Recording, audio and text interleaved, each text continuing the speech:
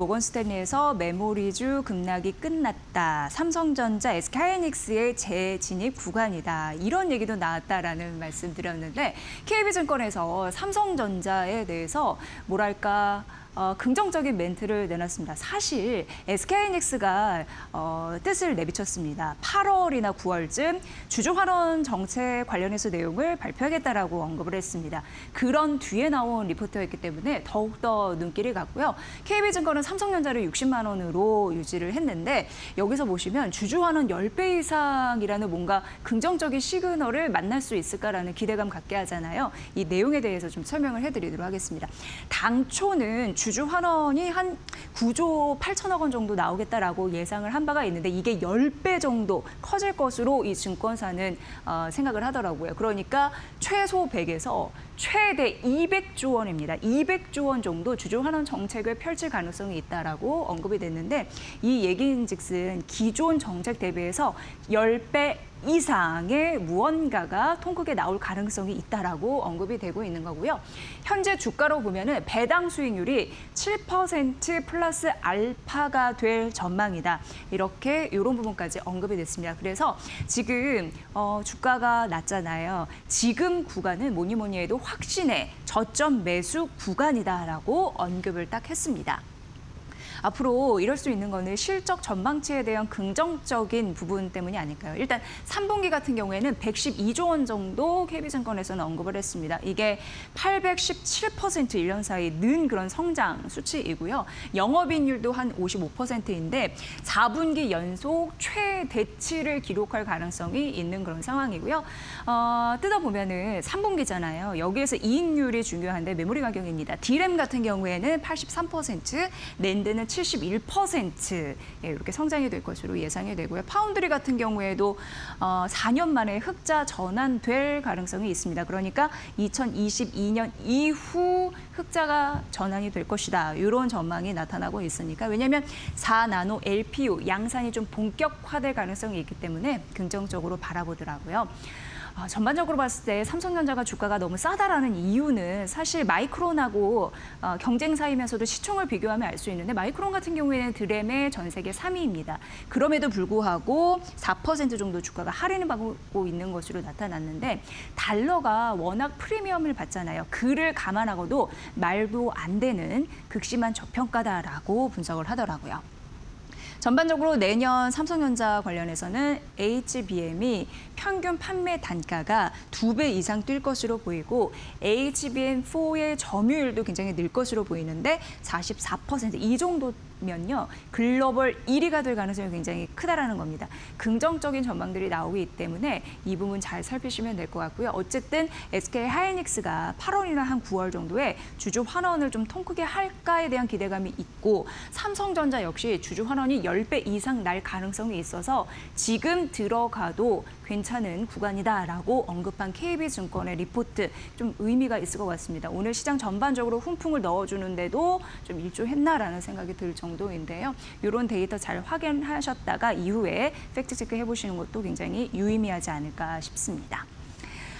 그리고 오늘 이제 8월 시장 잘 전략을 짜셔야 되는데 키움증권의 한지영 연구원이 시장 전반적으로 전략을 어떻게 짜야 되는지 괜찮은 인사이트를 제시를 해서 제가 연결을 좀 해보도록 하겠습니다. 연결이 됐는데 받아보도록 할게요. 안녕하세요. 네, 안녕하세요. 키움증권 한지영입니다. 네, 사실 그동안 우리 시장에서 좀 안타까운 부분이 있었습니다. 증시가 반등을 하는데 반도체가 왠지 소외되는 느낌이 굉장히 짙었거든요. 그런데 이러한 주도주 소외 현상이 조금 이제 풀리고 있다라는 걸 오늘 시장에서 좀 느낄 수가 있는데 앞으로 괜찮을지 전략을 어떻게 가져가야 될지 부탁드립니다. 일단은 그래도 반등을 하고 있다라는 게 저희가 조금 뭐 안도 요인을 봐야 될 것 같고, 주도주인 반도체가 지금 주가 반등이 취약한데, 전력기기랑 그다음에 그 2차 전지, 또 그다음에 방산 뭐 이런 주식들은 지금 바닥에서 올라오는 강도가 세거든요. 그래서 전체적으로 이번 지난주에 코스피가 하락세를 보였지만 상승 업종이 주간에 걸쳐서 더 많았습니다. 시장의 지금 건강함을 좀 보여주는 대목이고, 주도주 소외 현상, 반도체 소외 현상을 아무래도 시장이 반도체주들한테 요구하는 게 좀 더 많아지는 것 같아요. 돈을 많이 벌고 있는 건 맞는데 그 돈을 어떻게 주주들한테 환원할 거냐. 지금 이쪽으로 시장에 좀 검증대가 옮겨간 것 같습니다. 그래서 이번 주에도 주도주들은 아마 그런 검증대에 한번 설 것 같고, 그래도 이제 뭐 미국 그 주요 반도체 기업들 실적이 있으니까 저는 다시 한번 뭐 주도주 소외 현상들 이번 주에는 일정 부분 해소가 될 거다라고 좀 보고 있습니다. 네, 그럼 연구원님 코스피의 예상 범위 어느 정도로 저희가 설정하고 전략을 짜면 좋을지, 그리고 실적 시즌 이번 주도 계속이 될 텐데 전략을 어떻게 가져가면 좋을까요? 네, 뭐 이번 주 그래도 코스피 7,000포인트 때까지는 저는 회복이 가능하다라고 좀 생각하고 있어요. 지난주에 이제 조금 쉬었다 가는 측면이 있었지만 여전히 뭐 밸류에이션 매력들은 오히려 그 과정에서 싸지고 있고, 또 기업들 2분기 실적 시즌이 지금 생각보다 호조세를 보이면서 코스피 전반에 걸쳐서 그 이익 추정치들이 올라오고 있습니다. 이것들을 감안을 하면은 뭐 코스피 이번 주에는 뭐 7,000포인트 그 진입 시도는 저는 충분히 가능하다라고 보고 있고, 이번 실적 시즌에서 우리가 남은 실적 시즌에서 관전 포인트는 은행이랑 그다음에 보험 그리고 증권, 또 이런 주식, 백화점 이런 주식들의 실적들이 예정이 되어 있는데, 그런 그 국내 기업들보다는 아까 말씀드렸던 미국의 빅테크 관련된 실적들, 따라서 뭐 코어 이브나 시스코나 또 AMAT와 같이 이들 기업 실적이 저는 더 중요하다라고 보고 있고, 그렇게 보는 이유는 반도체 소외 현상을 해소시킬 수 있는 이벤트가 그거라고 좀 보고 있습니다. 또 외국인들도 지난주에 거의 5조 원 넘게 순매도를 했는데, 그 순매도의 대부분들이 이제 반도체에 집중이 되면서 국내 증시의 수급상 하방 압력을 만들어내는 만큼, 이들 실적을 통해서 저는 외국인의 순매도 그 단행도 일정 부분 일단락되지 않을까, 이렇게 좀 보고 있습니다. 네, 증시가 조정을 받으면서 밸류의 매력은 확실히 있어졌습니다. 그럼 그 다음 단계는 무엇인가에 대한 고민 있으셨을 텐데 한지영 연구원이 어느 정도 답을 해준 것 같습니다. 잘 들었습니다. 네, 감사합니다. 네, 키움증권의 한지영 연구원이었고요. 네, 앞에 이어서 계속해서 반도체 관련해서 이게 이제 주도주, 앞서서 한지영 키움증권 연구원이 주도주 소외 현상은 해소될 가능성이 굉장히 높다라고 언급을 했잖아요. 그래서 그 연장선에서 다른 증권사에서 어떻게 보면 우리가 투자 전략에 도움이 될지 한 가지 포인트 더 짚어서 알려드리겠습니다. 일단 하나증권인데 반도체 주가가 회복하려면이라고 하면서 긍정적인 포인트를 숨어 있을지 찾아보면요. 일단 빅테크 주요 반도체의 실적은 어느 정도 정리가 돼서 나와 있는 상황입니다. 그렇기 때문에 뭐 반도체 주요 서플라이 체인 그 기업들 같은 경우에는 이제 나오는 기업들의 실적이 영향을 받기에는 아직까지 이제 제한적일 수 있다라는 가능성이 있는데, 다만 엔비디아는 8월 27일 대기를 하고 있으니까 보시고요. 다만 우리가 빅테크 실적 시즌을 열심히 거치면서 그의 전략 그리고 투자 전략 분석한 결과 AI의 수혜가 전방위적으로 확대되고 있는 것을 확인할 수가 있었습니다. 대표적으로 GPU, CPU, 주문형 반도체, ASIC, 그리고 메모리, 장비, 네트워크, 전력까지, 아날로그까지 전방위적으로 확산되고 있는 그러한 부분을 이번 실적 시즌을 통해서 확실히 좀 느낄 수가 있었고요. 이런 부분, 하이퍼스케일러들의 캐펙스가 많아지느냐, 이게 굉장히 또 주가에 굉장히 중요한 부분이었고, 이걸 넘어서 이제는 그렇다면 AI에 투자를 많이 하는데 이후에 돈을 벌어들일 수 있는지, 그게 지속이 될 수 있는지에 대해서도 시장은 의심을 하면서 여기에 희비가 좀 엇갈렸다라고 얘기를 할 수 있겠죠. 다만 메모리 업체들 같은 경우에도 5년 단위로 LTA 장기 계약을 맺게 되는데, 5년이면 그 사이에 최근에서도 변동성이 굉장히 가팔랐잖아요. 5년이라는 시간이 꽤 짧은 기간이 아닙니다. 그래서 업사이클, 다운사이클을 모두 경험할 수 있는 시간을 묶어놓고 계약을 한 거라서 변동성에 취약할 수 있는 부분은 어느 정도 잡아놨기 때문에 이거는 메모리 기업들에게 굉장히 중요한 시그널 중에 하나다라고 언급을 했고요. 사실 굉장히 중요한 거는 이겁니다.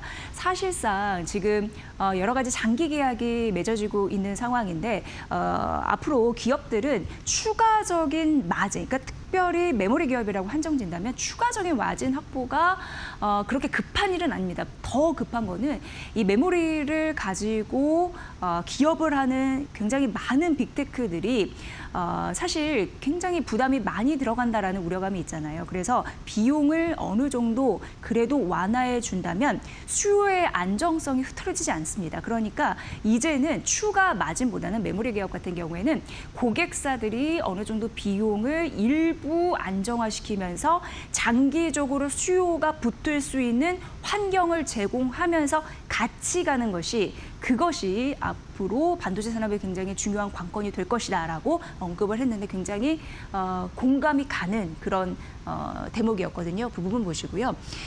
역시나 그런 와중에서도 현재 주가의 흐름을 보면은 다운 사이클이 반영된 그래서 다운 사이클이 반영됐기 때문에 주가가 쭉 밀렸잖아요. 고로 지금 주가 저점은 확인이 된 것 같다라고 언급을 했습니다. 그러니까 이제 올라갈 가능성이 좀 있다라고 이 하나증권에서는 언급이 된 거죠.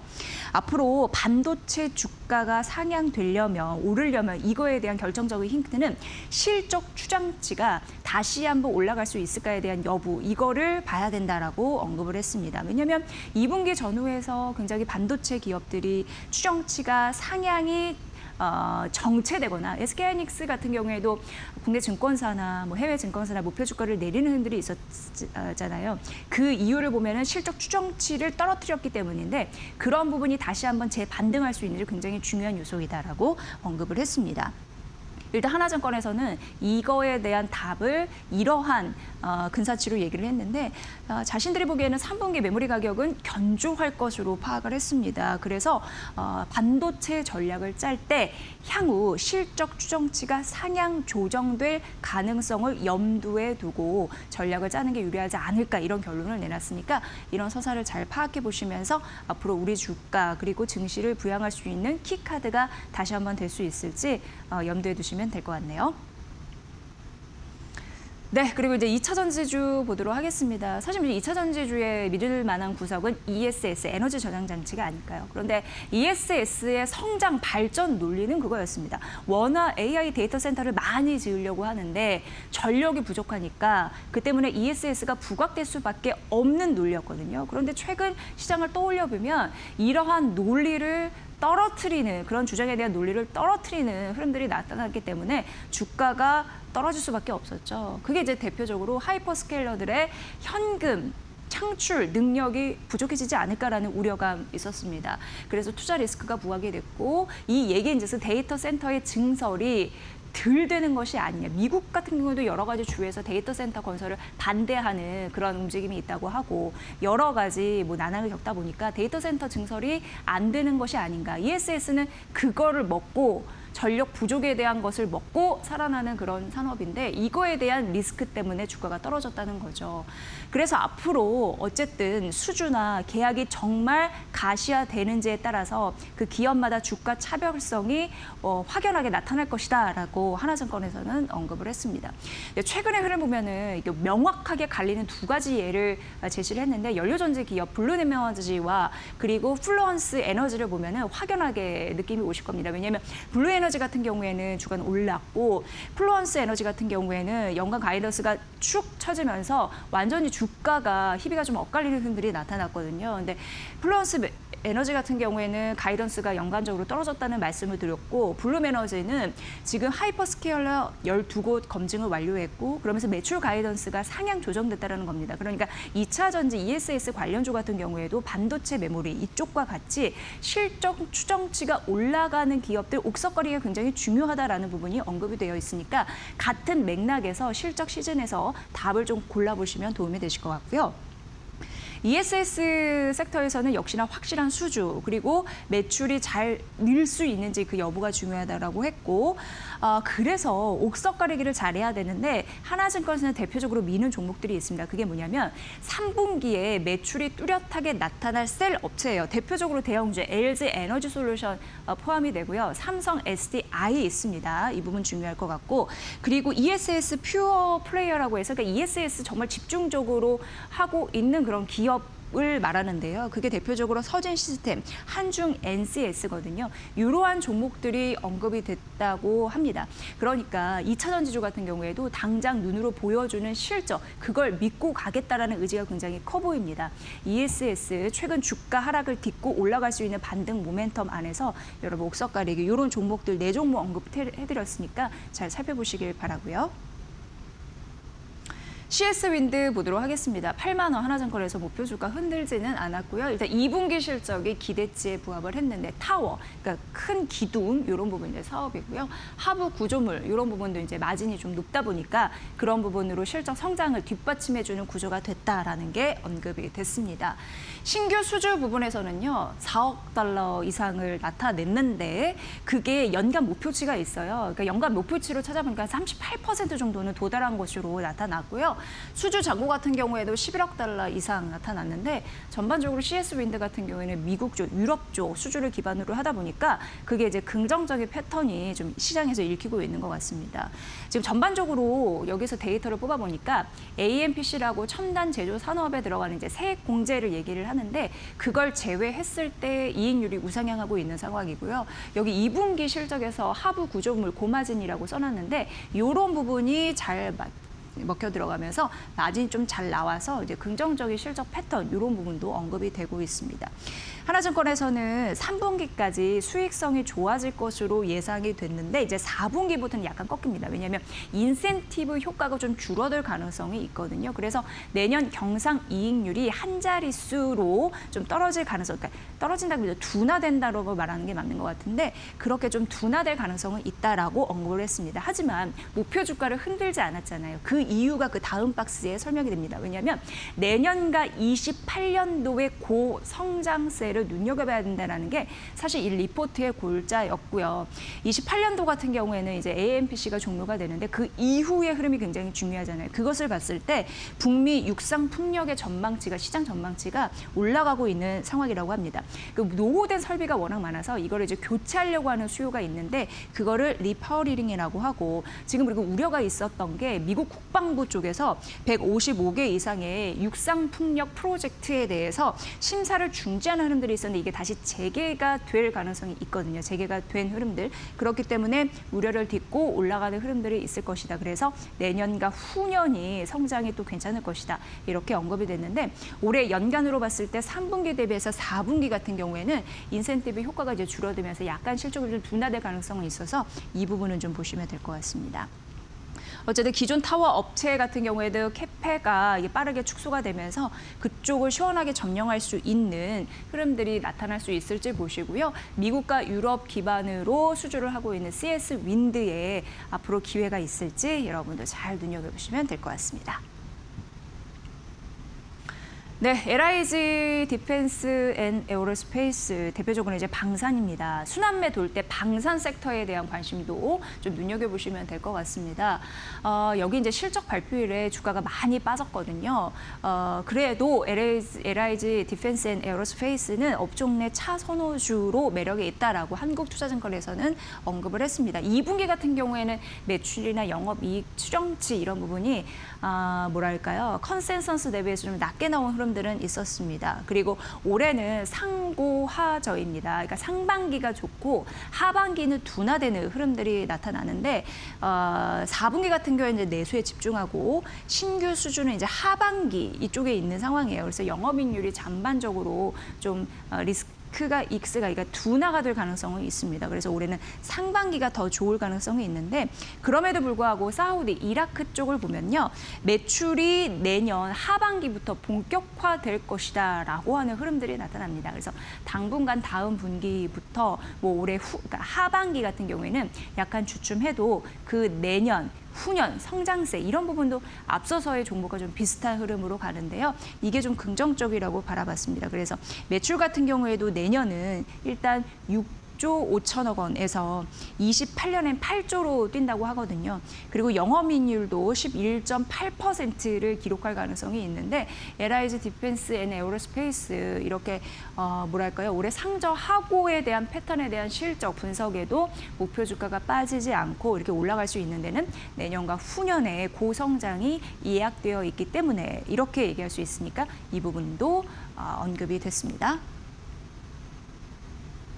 알테오제 오늘 코스닥에 매수 사이드카가 걸렸습니다. 이러면서 하루 만에 또 반전 신호를 보였는데 알테오젠이 현재 한 14% 넘는 급등세를 보여주고 있는데 이렇게 큰 종목들이 띄워주면 또 지수는 올라갈 수밖에 없는 것 같고요. 알테오젠이 지금 대신증권에서 기존 대비 6.6% 목표 주가를 상향해서 41만 원으로 올려 잡았는데 그 이유는 신규 계약 소식에 있습니다. 일단 기존 품목 같은 경우는 상업화가 잘 되고 있는 상황이고 연 2건에 요거는 이제 여기가 제일 중요한 게 정맥 주사의 제형을 피하 주사 제형으로 바꾼 그런 독자적인 차별화된 경쟁력이 있잖아요. 그런 부분도 신규 라이선스를 반영해서 이 목표 주가를 제시했다라고 언급을 했는데 얼마 되지 않았습니다. 8월 5일에 신규 계약이 있었습니다. 여기를 보면은 이제 정맥 주사를 IV라고 하잖아요. 그 피크 매출 여기 부분 언급이 됐는데 이제 정맥 주사를 피하 주사 제형으로 바꾸는 거잖아요. 그걸 이제 SC 전환율이라고 하는데 그게 이제 40% 그리고 나서 이런 알테오제 같은 경우에는 라이선스 계약을 하게 되면 로열티를 수치를 합니다. 근데 그 로열티만 보더라도 약 4에서 6% 수준이라고 하니까 신규 계약에 따른 그런 모멘텀이 주가에 반영이 되고 있는 그런 상황이고요. 굉장히 상징적인 의미가 있습니다. 오늘 14% 그러니까 두 자릿수 그렇게 상승률을 보인 이유가 바로 이쪽에 있다라고 볼 수가 있는데 SC 플랫폼 적용이 굉장히 확대가 된다라는 거예요. 그런데 예전에는 항체에 있다면 지금은 신규 바이오 의약품 전반적으로 넓어진 그런 느낌이 있습니다. RNA까지 우리가 이거는 유전자 치료 관련이라고 이제 보시면 되는데, 그러니까 영역이 지속적으로 확장이 된다는 거예요. 그러니까 지금 경쟁사는 할로자임이잖아요. 근데 할로자임도 비슷한 모양으로 가고 있거든요. 예전에는 항체에 그런 항암제를 붙여서 아픈 곳을 공략하는 그런 거였다면 이제는 RNA나 DNA 그런 유전자 이런 부분을 활용해서 더 적응 치료증 이런 부분을 좀 확대하는, 그러니까 이걸 뭐라고 하면 이제 플랫폼 확장이라고 얘기를 하거든요. 그런 굉장히 의미 있는 신규 계약을 따낸 것과 다름없다라는 부분에서도 긍정적인 흐름을 앞으로 가져갈 수 있다고 봅니다. 그래서 알테오제 그동안의 서력을 딛고 잘 올라갈 수 있는 가능성이 현재 하나둘 점쳐지고 있다고 하니까 보시면 될 것 같고요. 앞으로 계약뿐만 아니라 추가 수주에 대한 기대감까지 싣고 있다는 점 잘 보시고요. 대신증권이 목표 주가를 올린 이유 여러분도 잘 참고해 보시면 될 것 같습니다. 네, 이제 마지막으로 CJ, CGV 요즘에 뭐 유튜브만 보면은 오디세이라는 영화 굉장히 많이 홍보를 하더라고요. 뭐 그럴 만한 이유도 있는 것 같습니다. 오디세이 같은 경우는 IMAX관이 뭐 매진이 되는 흐름들도 보여주고 있는 상황인데 이 얘기인즉슨 이걸 자꾸 이제 홍보를 하고 사람들의 관심을 유발시키고 사람들이 극장에 가고 전반적으로 그러면은 이제 극장 관련주 같은 경우에도 오를 가능성이 있잖아요. 그래서 CJ, CGV도 커민 들어오세요라고 하면서 7,000원을 유지했습니다. 올해 관계 1억 3천 명 정도 된다면 이게 19년 대비 60% 는 숫자거든요. 그랬을 경우에 대신증권에서는 현재 CJ, CGV를 7,000원으로 받지만 관객 수가 조금 더 늘어난다면 1.3억 명, 1억 3천 명만 받더라도 이 부분만 계산을 하더라도 목표 주가는 9,000원으로 뛴다라고 언급을 했거든요. 이거는 먼저 이제 기술을 해드리고요. 지금 실적 좋아지고 있는 게 눈에 보이고 있습니다. 보면은 2분기 같은 경우에도 115억 원이었는데 이게 565% 성장을 한 거고요.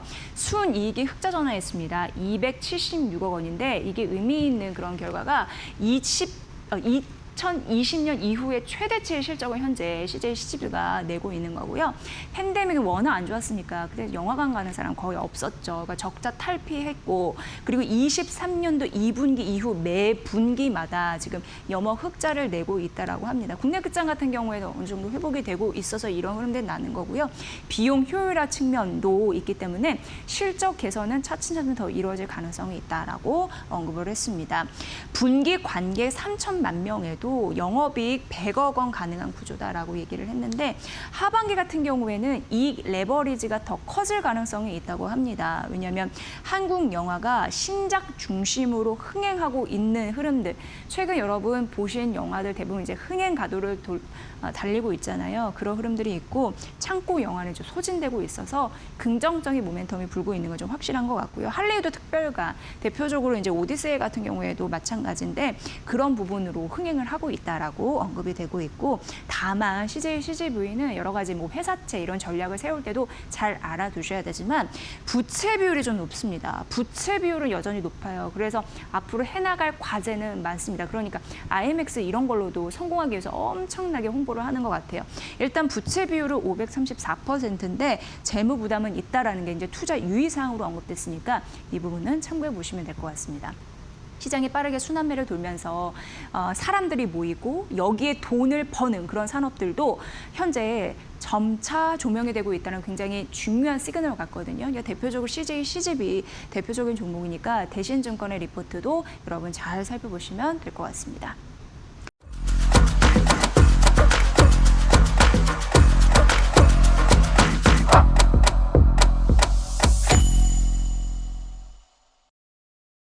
아, 6월, 7월의 시장이 너무나 힘들었는데 이런 하락세들을 딛고 8월에는 본격적으로 좀 반등장에 돌입할 수 있지 않을까 많은 분들이 기대하실 것 같습니다. 그래서 오늘 주제는 8월의 증시 반등은 언제쯤 본격화될까라고 한번 제가 잡아봤습니다. 7월 살짝 한번 복귀해 보실까요? 7월에 이제 유가증권 시장의 지수만 22%가 넘게 급락을 해줬습니다. 1월부터 6월 이제 상반기에 유가증권 시장이 100% 넘게 급등을 하면서 글로벌 지수 대비해서도 1위를 당당하게 지켰던 것과는 완전하게 반대되는 흐름을 보여주고 있죠. 7월 들어서는 글로벌 주가 지수 대비해서 가장 큰 하락을 기록하고 있는데요. 7월 말에 이제 저점을 어느 정도 만들고 코스피와 코스닥은 모두 반등을 모색하고 있는 지금 구간 지나가고 있습니다. 아무래도 상반기에는 삼성전자, 하이닉스의 반도체 대형주 장세가 완전하게 펼쳐지다가 이제 7월 말, 8월 들어서는 코스닥 소형주, 중소형주 쪽으로 이제 순환매가 완전하게 돌고 있습니다. 제약바이오 같은 종목들도 최근에 투심이 너무 많이 살아나고 있고요. 대표적으로 오늘은 1% 정도의 조정을 받고 있습니다만 그동안 많이 급등해 줬던 알테오젠이 중수에 또 있습니다. 알테오젠이 최근에 이제 실적이 너무나 잘 나왔던 것도 있었고요. 블랙록이 지분을 한 4%대 정도 가지고 있었는데 이걸 최근 들어서 5% 이상까지 더 채워 넣었다라는 또 공시도 나와주면서 알테오젠은 탄력 받아가고 있습니다. 아무래도 2분기의 실적에는 그 중심에 머크 또 키트루다에서 들어오는 마일스톤도 큰 역할을 해줬습니다. 브루노이 같은 종목들 최근에 제약바이오 투심을 끌어올리고 있는 상황이고요. 로봇주들도 굉장히 흐름이 좋죠. 최근에 로봇주 미국에서 이제 중국산 휴머노이드 로봇의 수입을 금지하겠다라고 밝혀주면서 국내 기업들의 다시 한번 반사이익이 예상되고 있는 상황입니다. 우주항공 밑에 줄에서 자세하게 또 보실 거고요. 광통신도 굉장히 좋죠. 역시 로봇과 같은 재료입니다. 미국이 중국산 광통신 트랜시버의 수입을 금지하겠다라고 또 밝혀주면서 국내 상장된 기업들의 반사이익 역시 예상이 되고요. 광전자와 또 성호전자 같은 광통신 관련된 종목들도 최근에 반등을 강하게 주고 있는 상황입니다. 이제 완전하게 반도체 대형주에서 코스닥 중소형주 쪽으로 수급이 완전하게 쏠리고 있다라는 걸 좀 확인을 할 수가 있는 시장이고 대표적으로 또 반도체 종목들의 이런 하락도 한번 확인을 해봐야 될 필요가 있겠습니다. 오늘 정유와 해운주들의 흐름이 좀 좋습니다. 간밤에 이제 미국과 이란 간의 전쟁 다시 한번 조금 더 격화되고 호르무즈 해협을 두고 신경전이 이어지면서 여기에 수혜가 예상되는 정유와 해운 관련된 종목들이 강세를 보이고 있습니다. 우주항공주 위에서 살짝 언급을 드렸는데요. 스페이스X가 얼마 전에 이제 실적 발표를 했습니다. 실적이 너무나 잘 나왔고요. 간밤에 이제 대규모 락업 물량이 다 풀렸는데 보호 예수 물량이 다 풀렸는데 그럼에도 불구하고 주가는 4% 넘는 급등으로 마무리를 했습니다. 어느덧 스페이스X가 그간의 우려를 떨치고 다시 한번 공모가 위까지 올라와 있는 것을 또 볼 수가 있고요.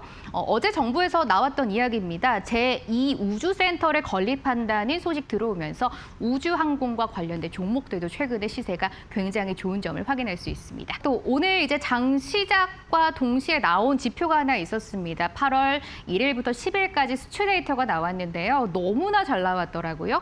수출이 총 213억 달러를 역대 최대로 기록을 해줬는데 이 안에서 반도체가 무려 100억 달러를 달성을 했다라는 긍정적인 뉴스도 들어와 주면서 앞으로 반도체 투심에 조금 더 살아나는 긍정적인 모멘텀이 되지 않을까 한번 기대를 해보도록 하겠습니다.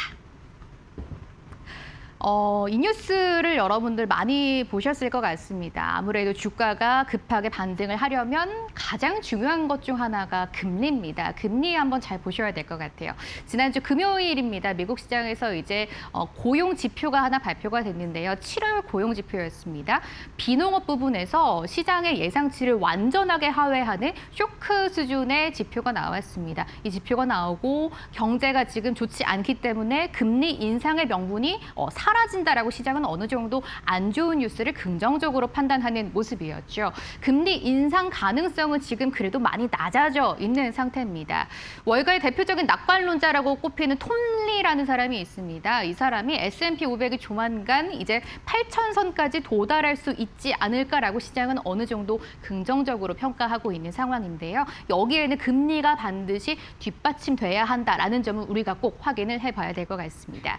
8월에는 미국의 FOMC가 진행이 되지 않습니다.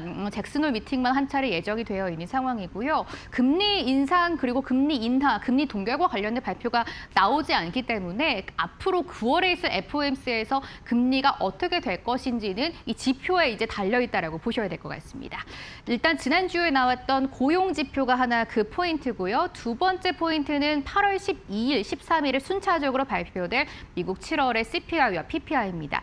이제 조만간 발표가 될 텐데요. 소비자 물가지수, 생산자 물가지수가 어떻게 나오느냐에 따라서 미국 연준에서 금리 인상 그리고 금리 동결에 대한 향방이 정해질 것이기 때문에 지표들 자세하게 보셔야 될 것 같고요. 또 하나 연준이 잘 참고하는 지표가 있습니다. 8월 14일에 7월 소매 판매 지표도 나오는데요. 이 부분이 미국인들의 소비가 3분의 2 정도가 다 들어가는 지표이기 때문에 이 부분 역시도 경기가 어떻게 진행되고 있는지 여러분들이 확인을 해보시면 좋을 것 같습니다.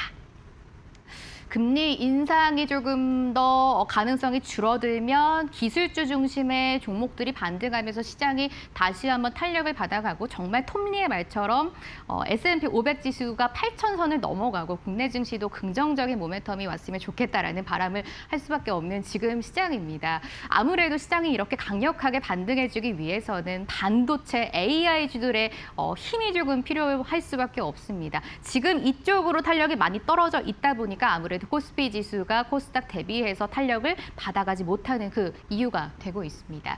메모리 피크아웃의 우려가 조금은 줄어든 것 같긴 합니다. 6월과 7월 비교해서요. 하지만 여전히 우리의 마음 한구석을 불편하게 하고 있는 이 메모리 피크아웃 우려입니다. 그나마 글로벌 빅테크들이죠. 아마존, 알파벳, 마이크로소프트 같은 종목들이 긍정적인 실적을 발표하긴 했습니다. 이 세 종목의 공통점이 바로 실적이 잘 잡히고 있는 AI 반도체 그리고 이런 하이퍼스케일러 관련된 기업이라는 것인데요.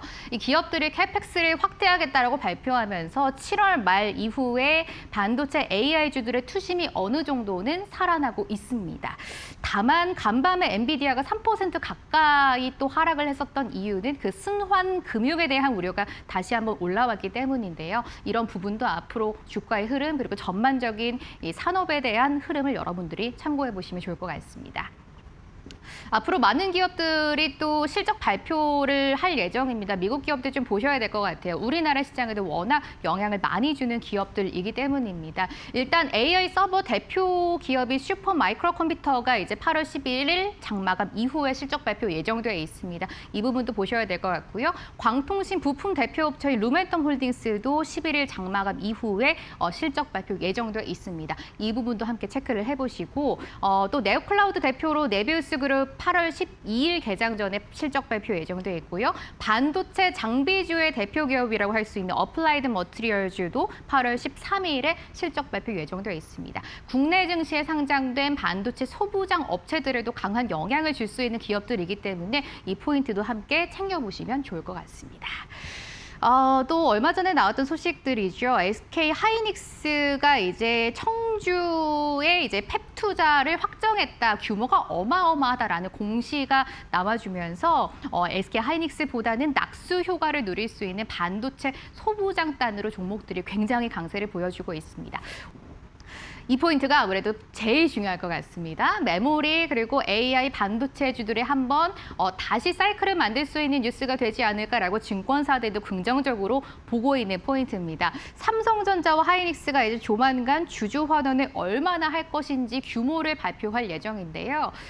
일부 증권사에서는 삼성전자의 이번 주주 환원 규모가 100조 원까지 되지 않을까라고도 긍정적으로 내다보고 있습니다. 그동안 일평균의 주주환원 평균을 좀 봤더니 한 9조 정도가 됐었는데요. 이걸 10배를 훌쩍 뛰어넘는 엄청난 주주환원이 나타나지 않을까. 그리고 외국인 투자자들도 다시 한번 돌아오고 긍정적인 사이클을 만들어갈 수 있지 않을까. 이런 순환매 구조를 한번 시장에서는 긍정적으로 예측을 하고 있는 것 같은데 이 삼성전자 하이닉스가 대규모 주주환원을 발표를 하면서 이게 바로 주가의 반등 분수령이 되지 않을까라고도 한번 전망을 해볼 수가 있겠습니다.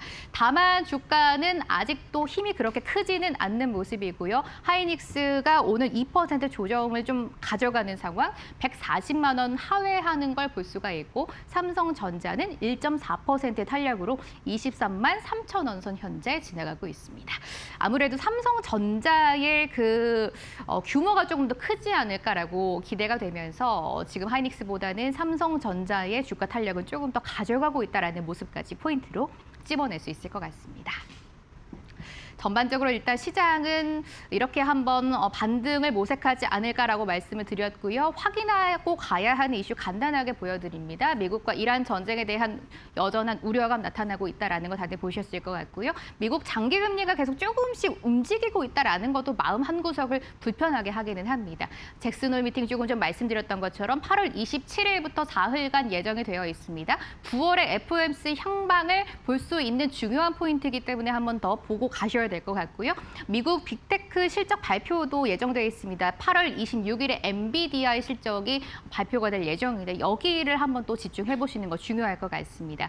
코스닥의 승강제가 이제 본격적으로 좀 도입될 것으로 예상이 되고 있습니다. 구체적인 이야기를 이제 하반기에 한다고 이야기가 되고 있는 상황인데 이 코스닥 승강제가 도입되면서 천스닥을 향해 갈 수 있을지도 한번 보셔야 될 것 같습니다. 코스닥 승강제 일부 기업에는 지금 휴재 같은 종목들, 알테오젠 같은 종목들이 올라갈 것으로 예상이 되고 있는 상황, 이 부분도 포인트로 드리도록 하겠습니다. 마지막으로 8월 27일에 금통이 예정되어 있습니다. 매파적인 금리 동결이 나타나지 않을까라고 현재는 전망되고 있는데 이 부분도 함께 추후 저희와 참고해 보시면 좋을 것 같습니다. 시장이 다행히도 유가증권 시장도 빨간불을 켜내는 모습입니다. 그래도 8월 들어서 양시장의 분위기가 나쁘지 않다라는 걸 오늘 시장 보면은 다시 한번 확인을 해볼 수가 있겠습니다. 머니코드 통해서 오늘 나왔던 리포트들 함께 읽어보시죠. 삼성전기의 이야기가 있어서 함께 읽어보면 좋을 것 같아서 가지고 나왔습니다. 방금 시황에서 들으셨던 것처럼 삼성전기 오늘 4% 넘는 강한 조정에서 진행되고 있습니다. 다만 심텍 같은 좀 작은 기업들, MLCC 관련된 기업들은 또 탄력이 강하다라는 것은 조금 여러분들이 보셔야 될 것 같은데요. 하나증권에서 삼성전기에 대한 시각을 긍정적으로 다시 한번 확인하는 리포트가 나와서 오늘 함께 읽어보려고 합니다. 삼성전기에 대해서는 하나증권이 꾸준하게 긍정적으로 좀 보고 있는 상황이죠. 다시 한번 목표 주가 300만 원을 확인한다라면서 긍정적으로 뷰를 우리에게 전달해주고 있습니다. 내용은 크게 그냥 4가지로 보시면 될 것 같습니다. 많이들 아시는 내용일 것 같아서 간단하게 한번 보도록 할게요. 삼성전기는 AI 시대에서 없어서는 안 되는 2가지의 부품을 아주 꽉 잡고 있는 기업입니다. 대표적인 게 바로 이 MLCC인데요. MLCC는 쉽게 말해서 이제 전력의 댐이라고 생각을 해주시면 됩니다. 전력이 이제 필요할 때 잘 보관을 하고 있다가 전력이 써야 할 때는 다시 한번 내보내주고 이렇게 전력이 안정적으로 흐를 수 있게 유지해주는 중요한 부품이라고 생각을 하시면 됩니다. 다들 들으셨다시피 AI 시대에서 가장 중요한 것 중 하나가 전력인데 이것을 잘 이제 조절해주는 부품이기 때문에 AI 반도체 시대에 대해서는 없어서는 안 되는 삼성전기의 가장 중요한 부품이라고 볼 수가 있겠습니다. 워낙 지금 AI의 투자가 너무나 확대되고요. 너무나 지금 많이를 쓰다 보니까 이 MLCC가 지금 없어서 못 파는 이런 상황이 계속해서 또 이어지고 있습니다. 그러다 보니까 자연스럽게 삼성전기의 가격 협상력이 확대가 될 수밖에 없는 상황이고요. 지금 시장에서 제일 반도체 그리고 부품 관련된 종목들에 중요하게 보는 게 바로 장기 계약입니다. 어느 정도 장기 계약을 따내서 안정적으로 앞으로도 매출이 확보될 수 있냐에 따라서 주가의 향방이 결정이 되고 있는데 삼성전기가 얼마 전에 지금 이미 10개 기업과 장기 계약을 완료했고 앞으로 또 추가적으로 10개 기업과 장기 계약을 검토하고 있다라고 밝혔습니다. 그렇다고 해서 모든 물량을 장기로도 묶어놓는 건 아니고요. 일부 물량만 장기적으로 계약을 하면서 안정적으로 가져가고 일부 물량에 대해서는 앞으로 추가적으로 가격의 상방이 또 열려 있기 때문에 여기서의 또 실적 개선까지 두 가지를 모두 가져간다고 생각을 해주시면 될 것 같습니다. 이미 유통 채널향 물량에 대해서는 삼성전기가 가격까지 인상을 단행을 했습니다.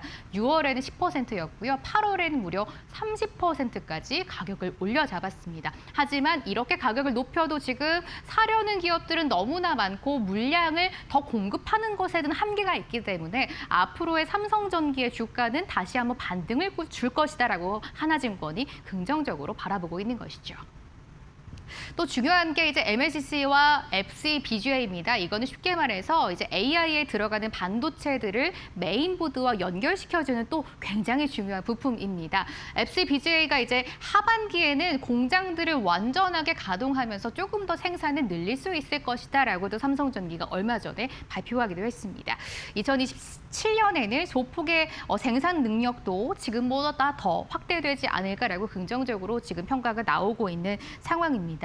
얼마 전에 실적이 이제 너무나 잘 나왔습니다. 2026년 영업이익이 2조까지 나오면서 전년 동기 대비해서 127%의 상승을 보였습니다. 그런데 다들 궁금하신 건 왜 이렇게 삼성전기의 주가가 지금같이 많이 하락하고 있을까? 오늘도 120만 원 선까지 위태로운 이런 상황에 놓여 있는 삼성전기인데요. 크게는 한 3가지 정도로 한번 분석을 해봤습니다. 일단은 지금 퍼가 너무나 높습니다. 거의 70배 가까이 올라와 있기 때문에 고평가 논란도 피할 수가 없는 상황이고요. 중국 기업들의 그 어마어마한 따라오기가 지금 좀 무섭습니다. 대표적으로 중국의 삼환그룹이라는 MLCC를 만드는 기업이 있는데요. 이 기업이 얼마 전에 이제 홍콩 거래소에 상장을 하면서 굉장히 IPO를 통해서 많은 자금을 조달을 했습니다. 또 중국의 풍화고과라는 기업도 있습니다. 이 기업 역시 MLCC를 만드는 기업이고요. 중국 심천거래소에 상장이 되어 있습니다. 이 두 기업 모두 지금 MLCC를 더 많이 만들겠다라고 발표를 한 상황이고 여기에 따라서 삼성전기의 좀 공급 확대가 다른 기업들도 같이 하면서 이제 수요를 조금 따라잡을 수 있지 않을까 이런 또 시장의 불안감도 어느 정도 주가에 이미 반영이 돼 있다라고 볼 수가 있습니다. 다만 이 풍화고가와 삼환그룹 중국의 MLCC들은 삼성전기처럼 고부가 가치 제품이 아니라 중저가 제품들을 지금 만들고 있기 때문에 당장에 이 기술력을 따라오기는 조금 어렵다라는 것도 시장이 또 긍정적으로 바라보고 있는 포인트이기도 합니다. 지금 주가가 120만 원, 110만 원 선 근처에서 움직이고 있는데요. 하나증권은 삼성전기 300만 원의 목표 주가를 유지하고 있습니다. 그렇다면 지금 주가와 비교해서 거의 140%의 상승 여력이 있다고 긍정적으로 바라보고 있는 것인데요. 과연 이 300만 원의 주가 상승 가져갈 수 있을지 앞으로 한번 주가 추이 저희와 체크해 보시면 좋을 것 같습니다. 하나증권의 삼성전기 함께 읽어봤습니다. 리포트 하나 더 보시죠. 최근에 이제 길을 가다 보면은 외국인 관광객들이 정말 많이 늘었다라는 것을 다들 체감을 하실 것 같습니다. 저도 굉장히 많이 느끼고 있는 요즘인데요. 외국인 관광객들이 참 많이 찾아주는 게 우리나라의 대표적으로 편의점과 또 올리브영이라고 합니다. SNS 상에서도 우리나라의 편의점을 방문하거나 올리브영을 방문해서 이제 물건을 사고 또 먹고 이런 모습들이 많이 또 나오고 있는 것도 보실 수가 있을 것 같아요. 최근에 GS 리테일 실적이 너무나 잘 나왔습니다. IBK 투자증권에서도 회복 신호가 뚜렷하다고 긍정적으로 평가를 하고 있어요. 실적이 이제 어제 나왔는데요. 2분기에 이제 아예 구조적으로 개선이 됐고 업황 회복까지 노려볼 수 있을 것이다라고 평가를 하고 있습니다. 대표적인 게 이제 GS 리테일이 뭐 몇 가지를 가지고 있습니다. GS 그 홈쇼핑도 가지고 있고요. 많이 아시는 GS25도 가지고 있는 GS 리테일인데요. 일단 편의점에서 실적이 너무나 잘 나오고 이 개선되는 게 가속화되고 있다고 긍정적으로 바라보고 있습니다. 특히 또 중요한 포인트를 보셔야 될 것 같은 게 편의점 실적이 잘 나왔는데요. 여기서 가장 주된 원인이 그동안 점포가 너무나 많았는데 좀 장사가 잘 안 되는 점포들은 많이 정리를 하고 잘 되는 점포에 조금 몰아주기를 하면서 안 되는 것을 좀 줄이면서 비용도 절감을 했다라는 게 실적에 긍정적으로 잡혔던 것 같습니다. 전반적으로 이제 리테일에 대해서 산업이 좀 재편되고 수요가 회복될 것이다라고 긍정적으로 보고 있고 GS도 슈퍼마켓도 하나 가지고 있는데요. GS 프레시웨이 이제 성장도 계속 될 것이고 객수와 객단가도 동반 증가할 것이다라고 긍정적으로 평가를 해주고 있습니다. 실적 추정치가 앞으로 이제 더 눈높이를 높일 것이다라고 보고 있는데요. 2026년에 영업이익을 지금 3,462억까지 높여 잡은 상황입니다. 이게 전년 대비해서 18%가 넘게 성장한 것으로 지금 기대가 되고 있는데요. 앞으로 GS 리테일도 한번 주가 보시면 좋을 것 같습니다. 최근의 흐름이 너무나 좋아요. 지금도 전고점 근처까지 와 있습니다. 전고점이 29,000원이었는데 최근에 약간 조정받으면서 27,000원 선 왔다 갔다 하고 있습니다. 전고점을 뚫고 정말 목표 주가 상향을 한 IBK 투자증권의 말이 맞을지 목표 주가 35,000원까지 올려 잡았는데요. 이 부분까지 갈 수 있을지도 저희와 함께 체크해 보시면 좋을 것 같습니다.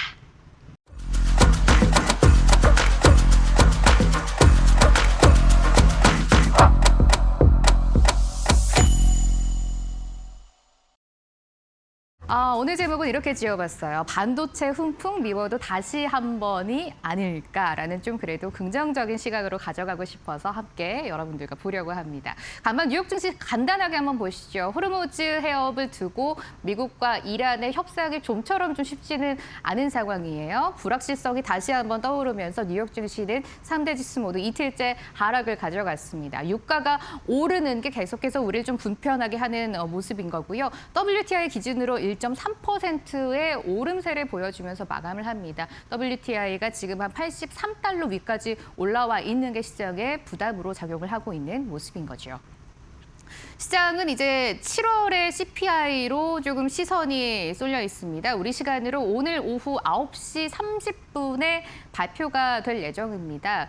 예상치를 여러분들 좀 보시자면요. 7월 CPI 예상치가 어느 정도 이제 근원 CPI는 전년 동기 대비해서 3.4%의 상승 정도로 좀 예상이 되고 있습니다.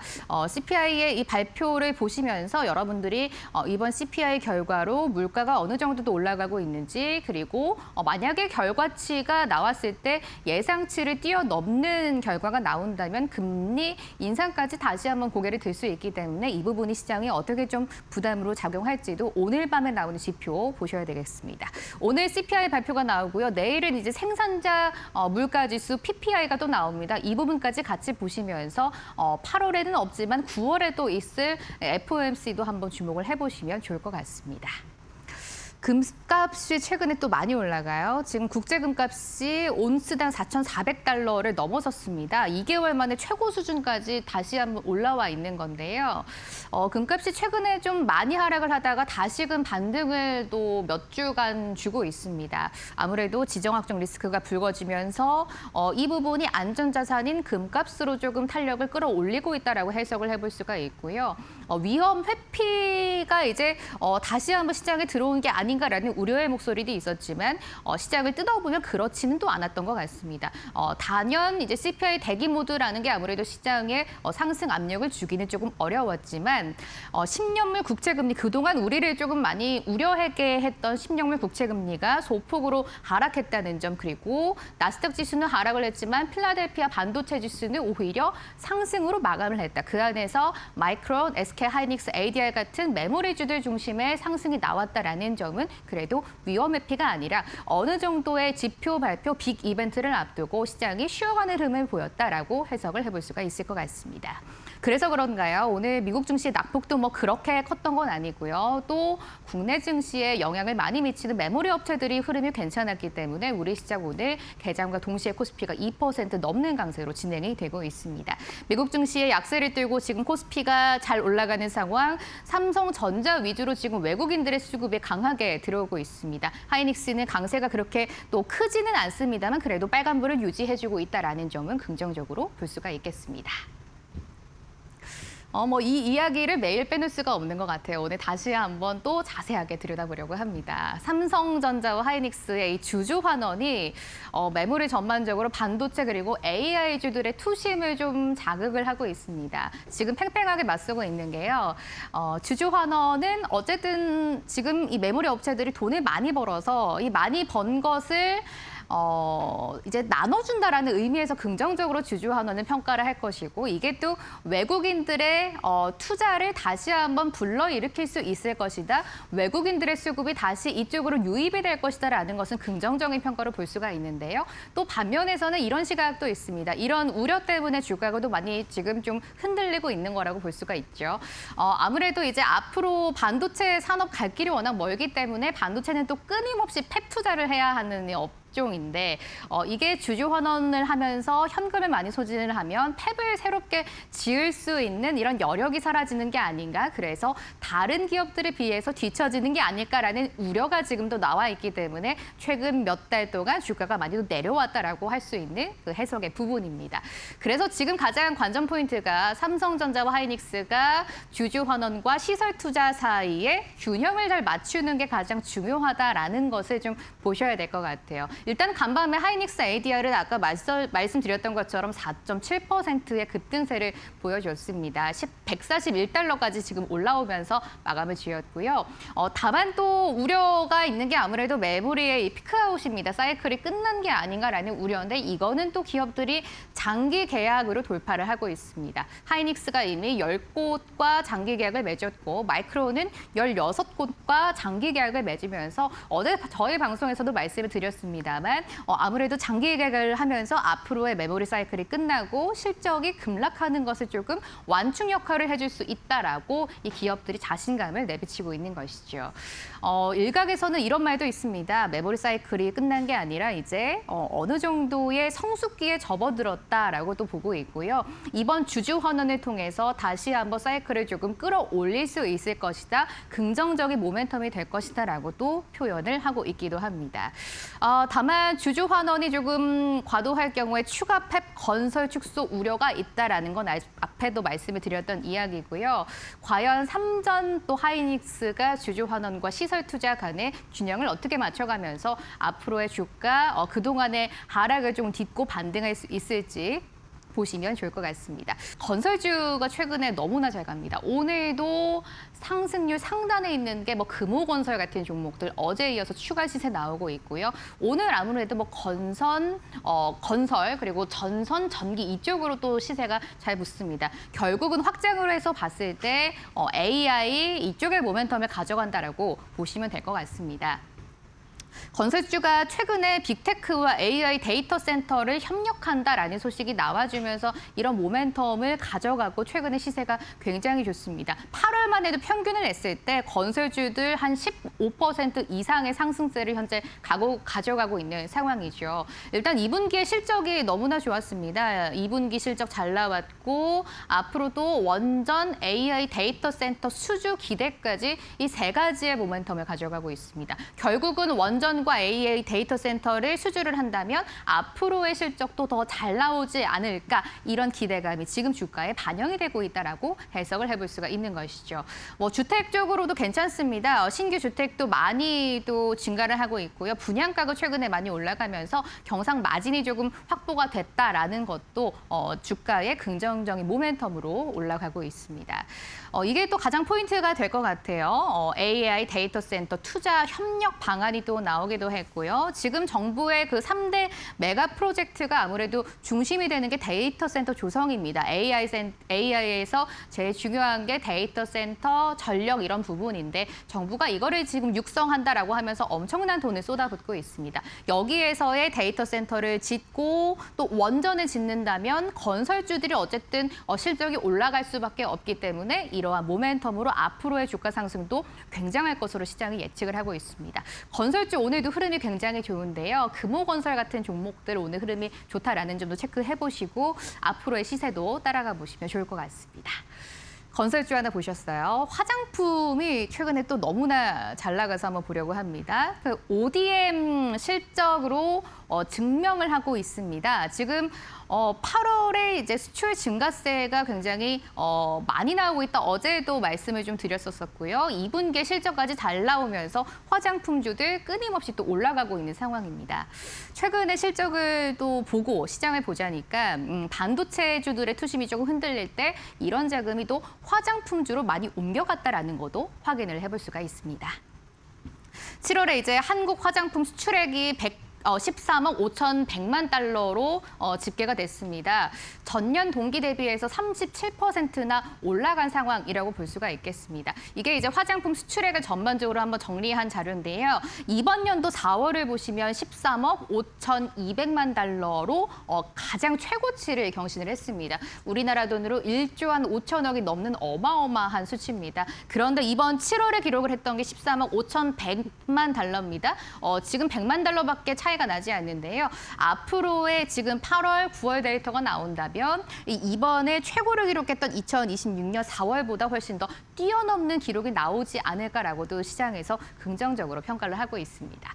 일단 이번 7월에는 13억 5,100만 달러 어마어마한 기록을 또 세워줬고요.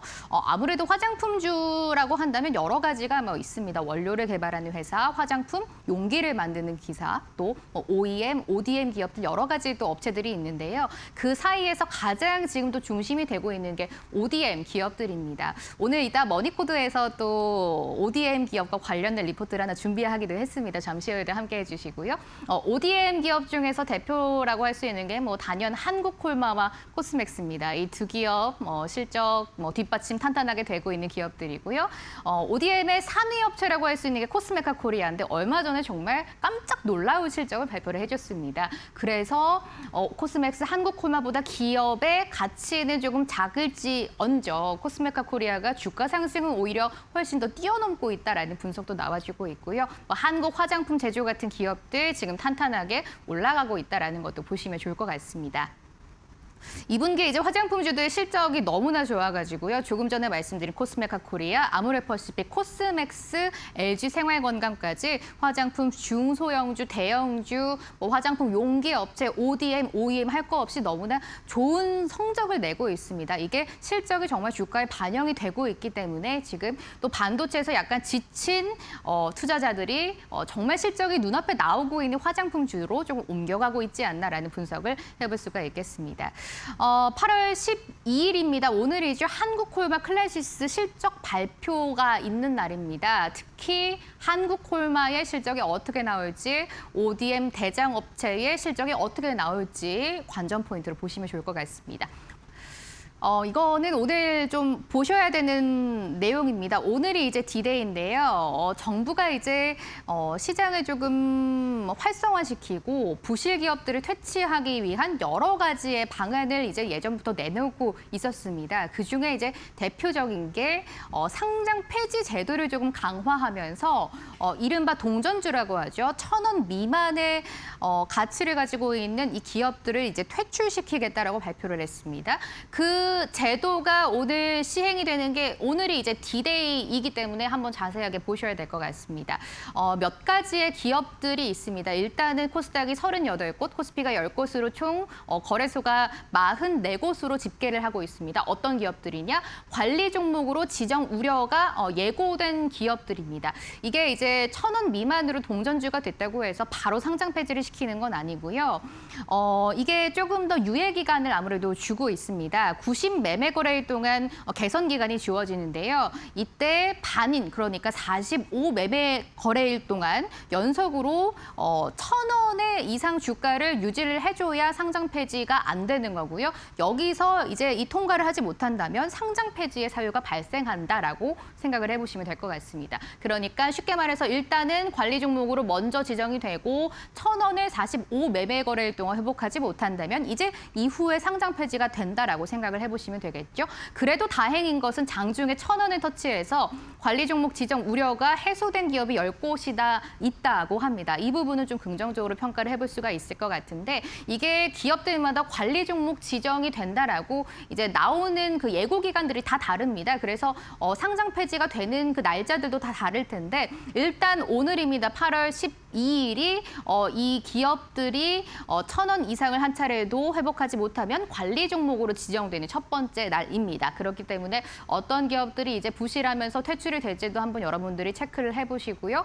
이런 오늘 그 제도가 시행이 된다.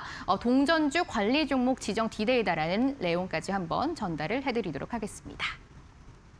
머니커드로 이어가겠습니다. 증권사 리포트 함께 읽어볼 거고요. 오늘 특징적으로 가져온 게 실적을 어제 아주 좋게 발표한 기업 두 곳을 한번 읽어보려고 합니다. 한국타이어 앤테크놀로지 먼저 보시죠. 한국투자증권이 아주 긍정적인 시각을 전달을 해줘서 특징적이어서 함께 읽어보려고 합니다. 가장 잘 벌지만 가장 싼 타이어주다라는 이 제목을 붙이고 나온 리포트입니다. 눈길이 갈 수밖에 없었고요. 어제 실적을 발표한 한국타이어 앤테크놀로지 입니다. 여러 증권사에서 어제 실적을 보고 나서 목표가 상향 레포트가 연이어서 나온 기업이기도 하고요. 어제는 이제 조금 이따 말씀을 드리겠습니다만 순이익 부분에서 약간 아쉬움이 포착이 되면서 주가는 어제 많이 하락을 했습니다. 하지만 오늘 긍정적인 실적에 조금 더 주목하는 시장, 지금은 7% 넘는 강세로 진행이 되고 있는 한국타이어앤테크놀로지입니다. 가장 잘 벌지만 가장 싼 타이어주다라는 이 문구보다 더 좋은 문구가 있을까라는 또 생각을 한번 해봅니다. 목표 주가를 지금 기존에 8만 원을 제시했었는데요. 이번 리포트를 통해서 9만 5천 원까지 많이 또 끌어올렸더라고요.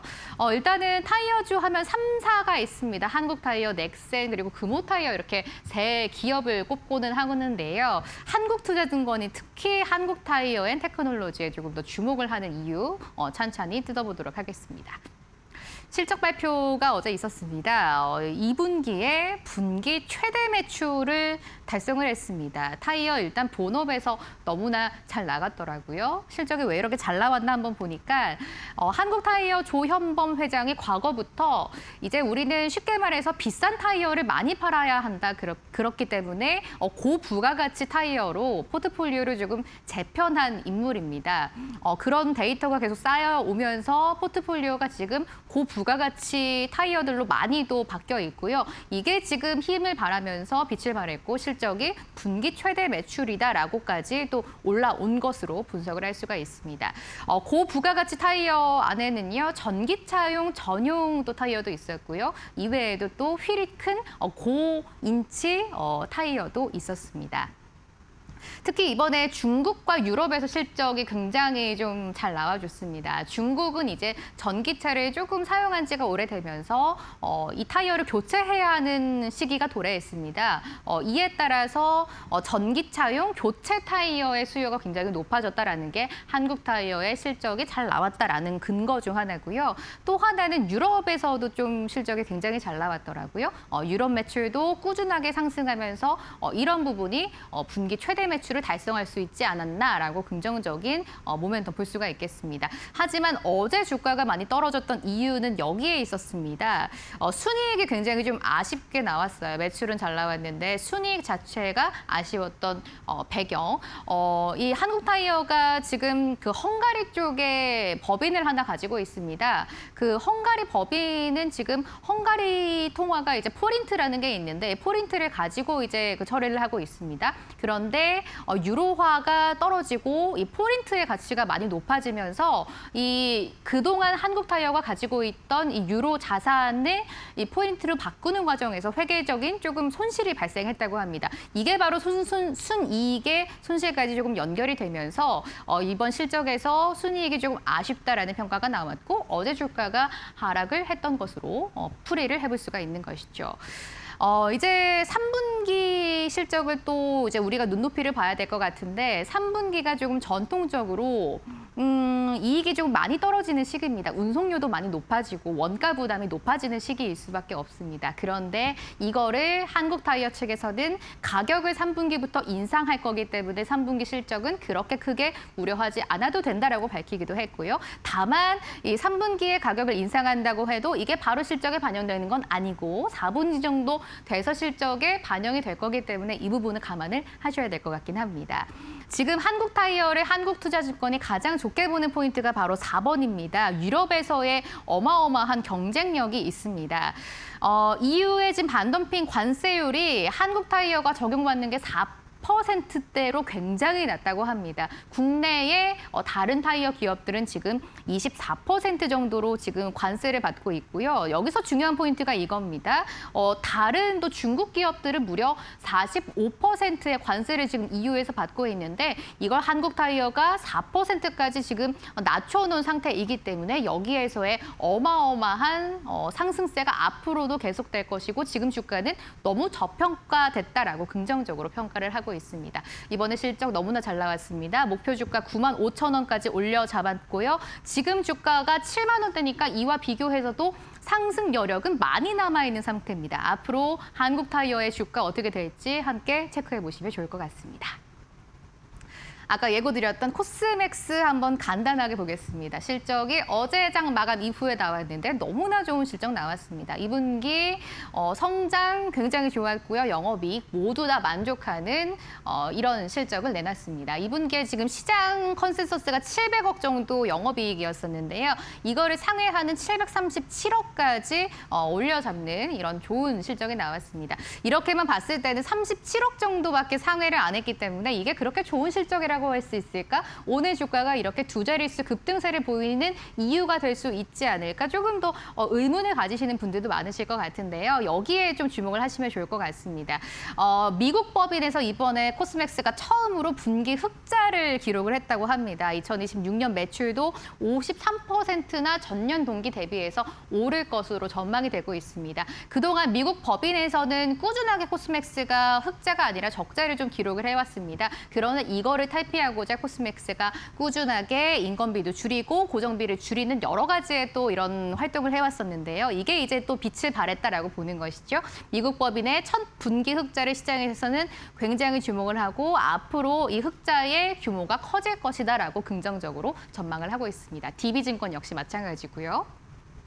한국 법인에서는 꾸준히 너무나 잘 나오고 있는데요. 이번에 처음으로 매출 5천억을 돌파를 해줬다고 합니다. 앞서 말씀드렸던 것처럼 우리나라를 대표하는 이제 ODM 2위 업체입니다. 1위가 이제 한국콜마, 2위가 코스맥스라고 불리고 있고요. 한국콜마는 약간 이런 기초 제품 같은 거를 조금 더 많이 하는 업체라고 보시면 되고 코스맥스는 색조 화장품을 조금 더 비중을 두고 있다. 이렇게 또 차이를 두시면 좋을 것 같습니다. 화장품 ODM 업체가 굉장히 중요한 게요. OEM 업체들은 그냥 단순히 브랜드가 요청을 하면은 만들어주는 것밖에 없는 업체들인데 ODM은 화장품 브랜드가 요청을 하면 브랜딩부터 그리고 기획, 생산 모든 것을 한 번에 다 할 수 있는 업체입니다. 그래서 우스갯소리로 이제 반도체에 TSMC가 있다면 우리나라 한국콜마와 코스맥스가 그 반도체 TSMC의 역할을 해줄 수 있을 만큼 화장품 업계에서 정말 중요한 위치에 가져가고 있다라고 또 분석이 나오고 있는 것이죠. 중국과 인도네시아, 동남아시아 시장도 꾸준하게 성장세를 가져가고 있는 코스맥스입니다. DB증권에서 업종 내 최선호주 그리고 비중 확대 의견까지 제시를 했고요. 목표 주가 역시 상향 리포트 나왔습니다. 목표 주가 32만 원까지 올려잡은 코스맥스인데요. 지금 화장품주 분위기가 너무나 좋습니다. 지금 같은 흐름 계속해서 가져갈 수 있을지 그리고 3분기, 4분기 내년의 실적도 지금과 마찬가지로 확대가 될 수 있을지 함께 평가해보면 좋을 것 같습니다.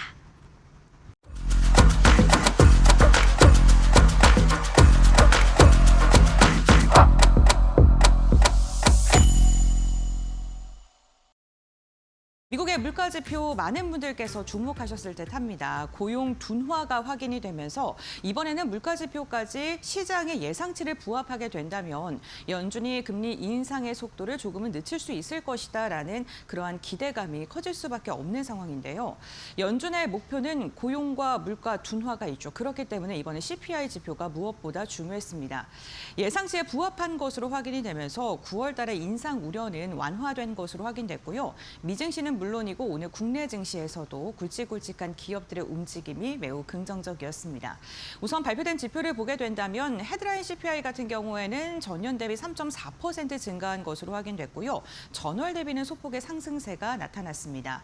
다만 근원 CPI가 지속적으로 둔화한 것으로 나타났고요. 이 1년 전과 비교했을 때 2.5% 상승률을 나타난 것으로 확인이 되면서 지속적으로 이 상승의 폭이 감소하고 있다는 게 이번에 확인이 됐습니다. 에너지와 휘발유는 하락을 했습니다만 이 하락의 폭이 조금은 줄어든다는 게 다소 아쉽고요. 주거비와 의료 서비스 같은 경우 소폭의 상승을 했는데 특히나 의료 서비스가 6월에 하락 이후에 반등을 했고요. 주거비가 전체 상승분의 3분의 2가량을 차지하고 있다는 것 또한 특징적이었습니다. 헤드라인과 근원 모두 다 시장 예상치에 부합한 것으로 확인이 됐고요. 특히나 근원 CPI가 물가 둔화 흐름을 유지한 것으로 나타나면서 금리 인상 가능성이 좀 줄어들었다는 것에 시장은 주목을 했고요. 간밤 미증시가 혼조세를 보이는 가운데서도 기술주를 중심으로는 견조한 상승세가 나타났습니다. 특히나 이번 헤드라인의 반등에 대해서 물가 재가속은 아니다라는 그런 평가가 나오고 있는데 에너지와 휘발유 가격이 전월과 비교했을 때 이번에 이 하락폭이 둔화가 됐습니다. 중동의 지정학적 리스크가 지속적으로 이어지면서 6월 같은 경우에는 에너지 물가가 5%가량 떨어졌고 휘발유도 9%가량 급감을 했었는데 이 폭이 둔화가 되면서 물가 자체가 하락폭이 축소가 된 영향으로 보고 있고요. 그렇기 때문에 시장에서는 이 부분을 주목하고 있다는 점 기억해 주시면 좋겠습니다. 그렇다면 연준은요, 이번에 물가 지표를 보고 어떠한 선택을 할까요? 지금 시장에서 예상하는 건 금리를 인하하는 것보다는 인상 둔화의 가능성에 조금 힘을 주고 있는 모습입니다. 이렇게 물가 지표가 발표된 뒤에 9월에 동결 확률이요. 일주일 전에는 45%였는데 58%로 증가했고요. 인상 확률 같은 경우에는 고용 지표가 발표되기 전에는 50%를 웃돌았었는데 고용 지표가 발표가 되고 나서 48%까지 감소했고 이번에 CPI가 발표된 뒤에는 40%까지 인상 확률 자체가 많이 낮아졌다는 것도 특징적입니다. 고용 둔화에다가 CPI가 예상치가 부합하면서 추가 금리 인상의 가능성이 조금 많이 낮아졌고요. 그러면서 동결 가능성이 높아진 겁니다. 다만 올해 인상 가능성에 대해서는 여전히 시장에서는 높게 점치고 있습니다. 이번 9월이 끝이 아니라는 건데 10월 인상 확률도 역시나 절반 이상을 차지하고 있고 12월 인상 확률도 73%나 차지하고 있습니다. 그렇기 때문에 당분간 지속적으로 발표가 되는 물가 지표나 고용 지표는 좀 꼼꼼하게 확인을 해 주셔야 될 것 같습니다. 그렇다면 시장에서 인상을 야기할 만한 그런 변동성 어떤 게 있을까요? 먼저 중동의 지정학적 리스크가 아직도 진행되고 있다는 거고요. 그렇기 때문에 유가의 부분을 좀 주목을 하셔야 될 것 같습니다. 유가가 상승하게 된다면 헤드라인 CPI가 또다시 반등할 가능성이 있기 때문에 이 부분에 대해서 시장을 좀 주도 면밀하게 확인을 해봐야 된다라고 이야기를 하고 있고요. 두 번째로는 장기 금리가 여전히 불안하죠. 미국의 10년물 입찰 낙찰 금리가 4.6%를 넘어선 것으로 확인이 됐는데 연준의 동결이 시장 금리 하락으로 이어지는 것은 아니기 때문에 이러한 부분에 대해서 기술주들의 완전한 수혜는 아닐 것이다라는 이야기들도 나오고 있습니다. 세 번째로는 이번에 좀 특징적인 건데요. 칩플레이션이 나타나고 있다는 겁니다. AI 투자가 확대가 되면서 메모리 칩의 가격이 지속적으로 상승하고 있는데 이게 컴퓨터와 전자기기 가격 상승으로 이어지고 있고 이러한 메모리 칩에 대한 가격이 새로운 물가 변수에 또 반영을 할 수 있다라는 이야기가 나오고 있는데 반면에 우리나라 입장에서는 아이러니한 게 이러한 부분이 결국에는 반도체 기업들 삼성과 하이닉스에는 호재로 작용할 수 있기 때문입니다. 이러한 칩 상승과 함께 삼성과 하이닉스는요, 주주 환원 정책에 대한 기대감도 커지고 있는 상황입니다. 이제 시장은 실적을 여전히 좀 잘 내고 있기 때문에 그렇다면 주주들에게 얼마나 돌려주는지에 대한 이야기로 좀 나누고 있고요. 특히나 양사 합해서 300조 원이 넘는 주주 환원 정책에 대한 기대감까지 나오고 있습니다. 삼성전자는 이달 중에 3개년 주주 환원 정책을 공개할 것으로 예상되고 있는데 특별 배당을 포함해서 구체적인 방안을 논의할 것으로 전망이 되면서 삼성전자의 주주 환원 정책 지금 최대 200조에 대한 이야기까지도 나오고 있습니다. 기존 정책보다 훨씬 더 높아진 주주 환원 정책에 대한 기대감 커지고 있고요. SK 하이닉스 같은 경우에도 주당 375원의 분기 배당을 발표했는데 3분기 추가적으로 주주 환원 정책을 어떻게 공개할 것인지에 대해서 시장은 주목하고 있습니다. 특히나 2분기 실적 발표를 하고 나서 SK 하이닉스의 주주 환원 정책에 좀 실망하신 분들이 많으셨는데 이번 주주 환원 정책이 추가적으로 나오게 됐을 때 어느 정도의 현금을 돌려주는지를 주목을 해보셔야 될 것 같습니다. 그렇다면 주주 환원이 왜 주가를 이렇게 부양시킬까요? 반도체 호황기에 접어들면서 기업들이 현금을 지금 축적을 하고 있습니다. 특히나 국내 메모리 반도체 기업들은 투자보다 쌓아놓은 현금들이 더 많은 상황인데요. 기업들이 캐펙스에 투자를 하고도 훨씬 더 많은 현금을 갖고 있기 때문에 이런 게 자사주 매입의 여력의 증가로 지금 시장은 해석을 하고 있고요. 이렇게 자사주를 매입하고 소각하게 된다면 유통되는 발행 주식 수가 감소하게 되겠죠. 이게 결국에는 EPS 개선으로 이어질 것이다라고 전망을 하고 있습니다. 세 번째로는 이 남은 현금을 주주에게 직접적으로 환원을 하는 특별 배당에 대한 기대감도 커지고 있는 건데요. 배당 수익률이 상승하기 때문에 주식을 갖고만 있더라도 나에게 현금을 돌려준다. 이러한 매력 부분도 지금 주목을 받고 있습니다.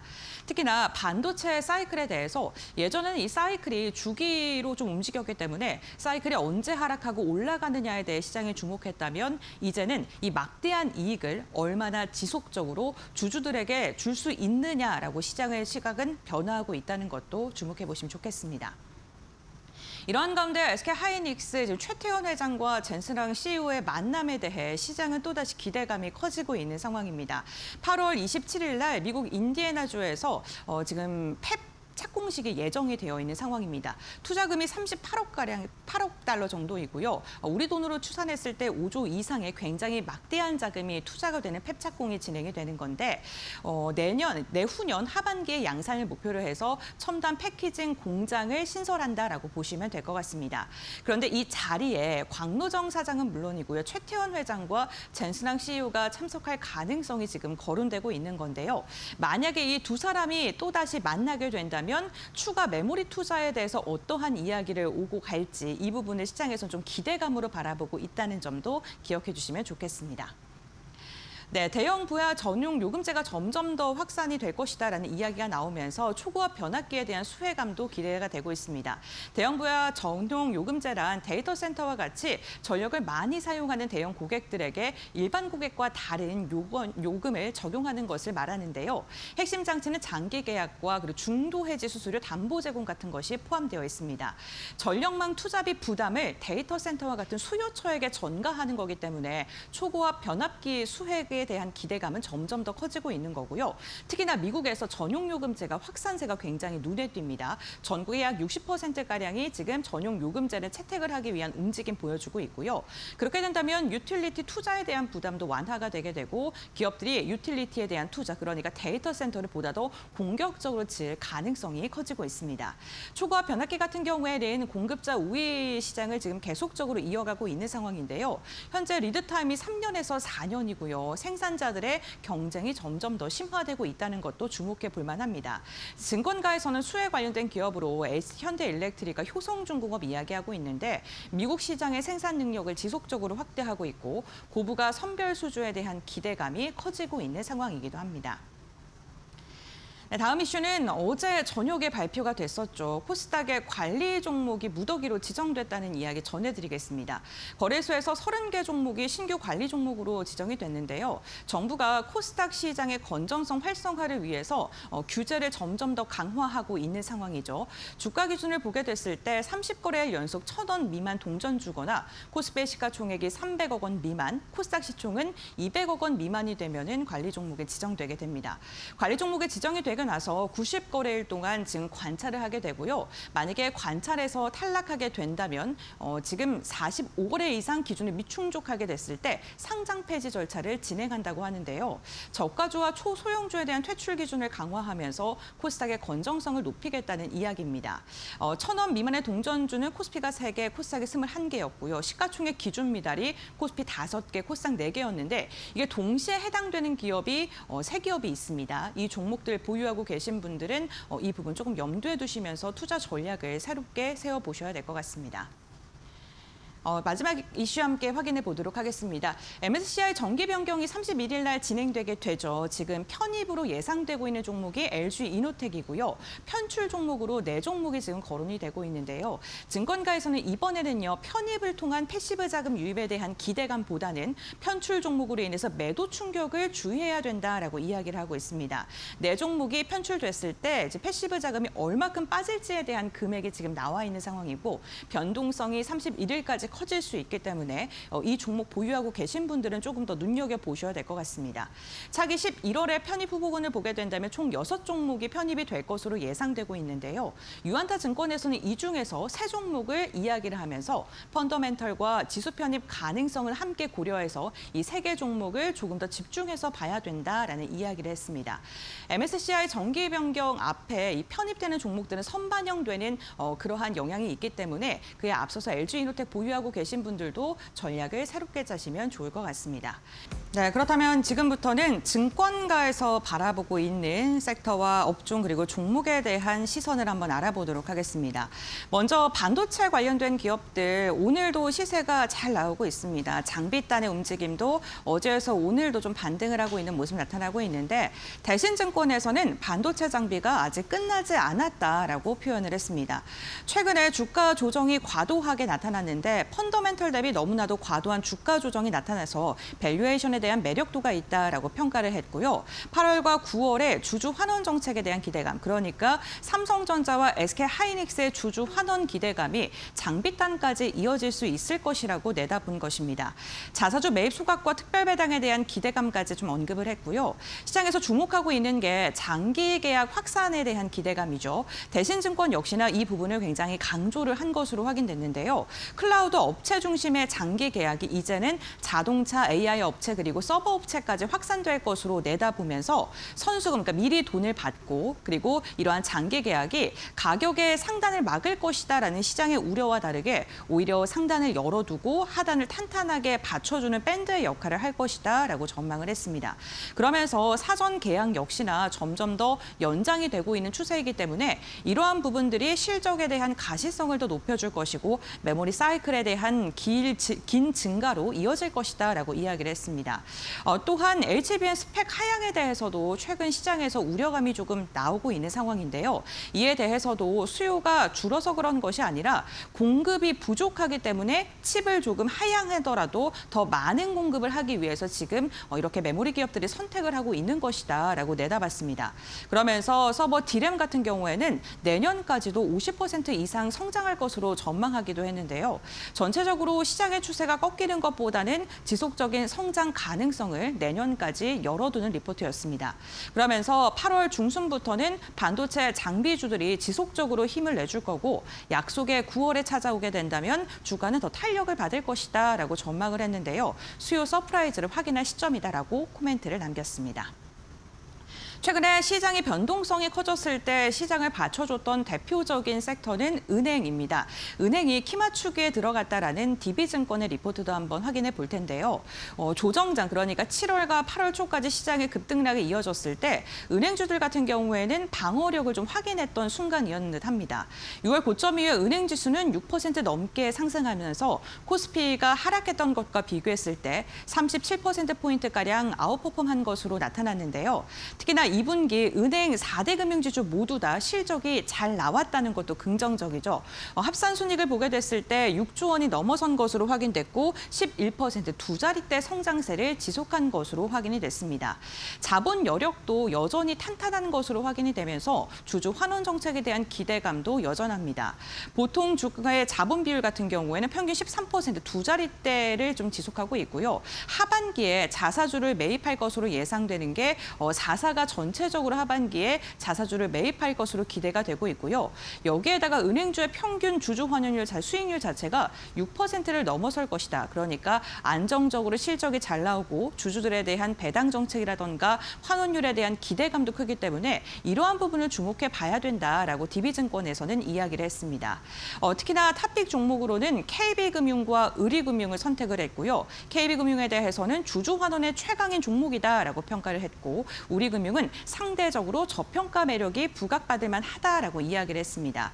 은행주가 모두 다 오르는 건 아니고요. 밸류에이션이 지금 매력도가 있는 기업을 중심으로 갭 축소가 나타날 것이다라고 전망을 했으니까요. 은행주 관심 있으신 분들 한번 참고해 보시죠. 네, 세 번째로는 미래에셋증권입니다. 증권 관련된 기업들 역시나 실적이 잘 나오고 있습니다.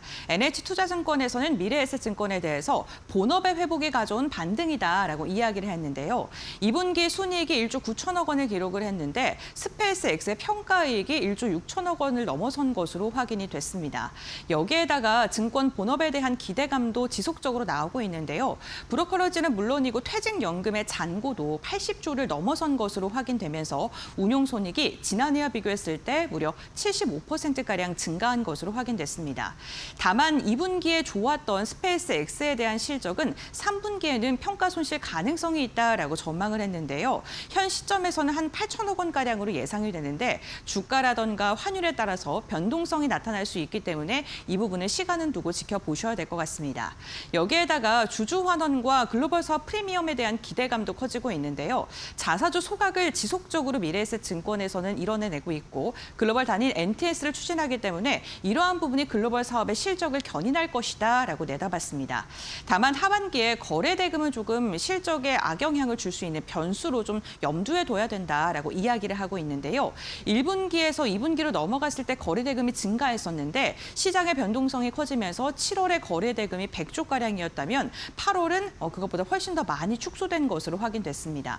ETF의 규제로 인해서 3분기와 4분기 지속적으로 거래 대금이 좀 줄어들 것으로 예상되고 있는 만큼 이러한 부분이 3, 4분기의 실적에는 발목을 잡을 수 있을 것이다라고 전망을 했고요. 그러면서 목표 주가는 7만 원을 투자 의견은 매수를 의견했습니다. 네, 다음은 한국클마입니다. 최근에 화장품 기업들의 분위기가 매우 좋습니다. 하나증권도 목표 주가를 높여 잡는 모습이었고 오늘의 주가 분위기도 긍정적인데요.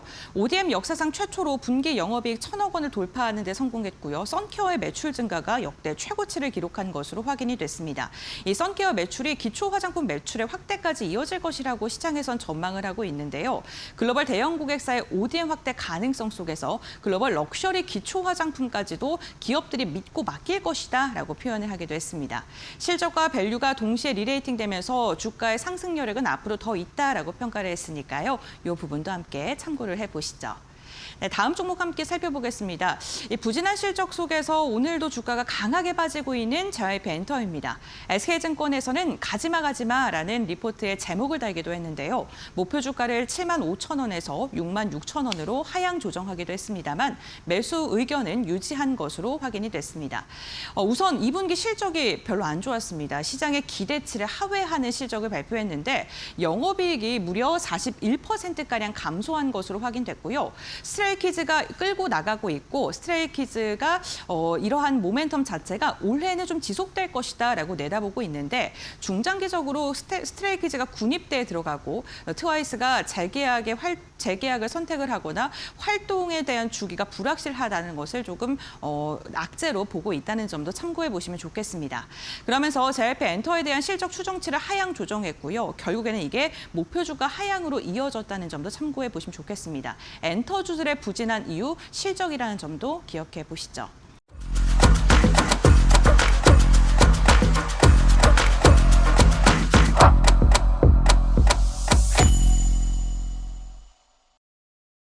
LG와 엔비디아가 피지컬 AI 시장과 관련된 본격적인 협력에 나선다고 합니다. 미국 엔비디아 본사에서 전략적인 MOU를 체결했다는 소식이 지금 전해졌는데요. 현지 시각으로 13일이었죠. 산타클라라에서 구강모 회장과 젠슨 황이 만남이 성사가 됐고요. 지난 6월에 서울에서 만난 뒤에 이제는 협력을 구체화하는 단계까지 업그레이드가 됐습니다. 이렇게 LG와 엔비디아가 협력을 하는 분야는요. 크게 세 가지로 나눌 수 있을 것 같은데요. 로봇, AI 팩토리, 그리고 모빌리티. 그러니까 우리가 4차 산업혁명 시대에 가장 중요하게 여겨지는 그러한 산업군들을 엔비디아와 LG가 손을 잡는다고 봐주시면 좋을 것 같습니다. 단순하게 기술을 교류하거나 솔루션을 공급하는 것을 넘어서요. 이번 협력에서는 실제로 레퍼런스를 구축하고 사업화를 중심으로 해서 협력 관계를 더욱더 공고히 한다고 하는데요. 어떤 식으로 이야기가 진행되는지 조금 더 자세히 알아보겠습니다. 있습니다. 우선 내년 1분기에는요, 휴머노이드 공개를 목표로 하고 있습니다. 엔비디아의 아이작 그루트를 기반으로 해서 이족 보행, 그러니까 사람과 비슷하게 걸을 수 있는 휴머노이드를 개발을 한다고 하는데요. 원 LG 핵심 부품이 여기에 결집이 된다고 합니다. LG 그룹주들 같은 경우에는 피지컬 AI 시대에 걸맞게 그룹사들의 협력 관계가 굉장히 촘촘하게 엮여 있는 대표적인 그룹사 중 하나인데요. LG전자가 액추어이터의 강점을 갖고 있고 LG 이노텍은 센서, 그리고 에너지 솔루션 같은 경우에는 로봇에 들어가는 배터리의 기술력이 세계에서 손꼽힐 정도로 굉장히 인정을 받고 있습니다. 이렇게 LG 그룹사들의 핵심 부품이 이렇게 휴머노이드에 들어간다라고 봐주시면 좋을 것 같고요. 특히나 LG그룹의 장점 중에 하나가 미국의 공장을 갖고 있다는 건데, 미국 공장에서 올해부터 실증 검증을 시작을 한다고 합니다. 테네시의 세탁기 생산 라인에 로봇이 투입이 된다고 하고요. 제조 현장에서 데이터를 축적을 한 다음에 지금부터는 이제 가정이라던가 상업 공간까지 점점 더 확대를 할 예정이라고 하니까요. 이제 우리 일상생활에서 LG와 엔비디아 협력 로봇이 성큼 다가오는 시대까지 오게 됐습니다.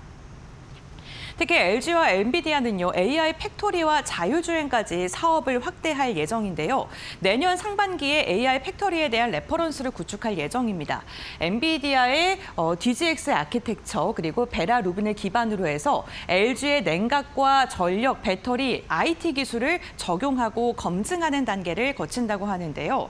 내후년 상반기에는 천안으로 확대를 해서 건축 기간을 20%가량 단축하는 것을 목표로 양사가 협력을 더욱더 공고히 할 예정이라고 합니다. AI 팩토리 역시나 원 LG의 밸류체인을 갖고 있는데요. LG전자는 시장에서 지금 냉각 부분이 좀 주목을 받고 있고요.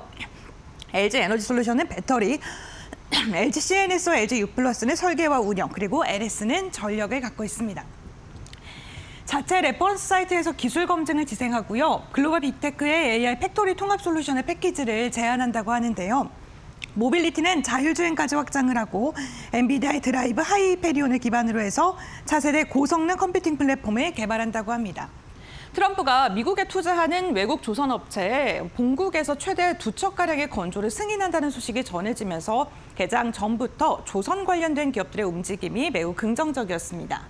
대상은 미국 조선소에 투자를 한 외국 업체라고 하는데요.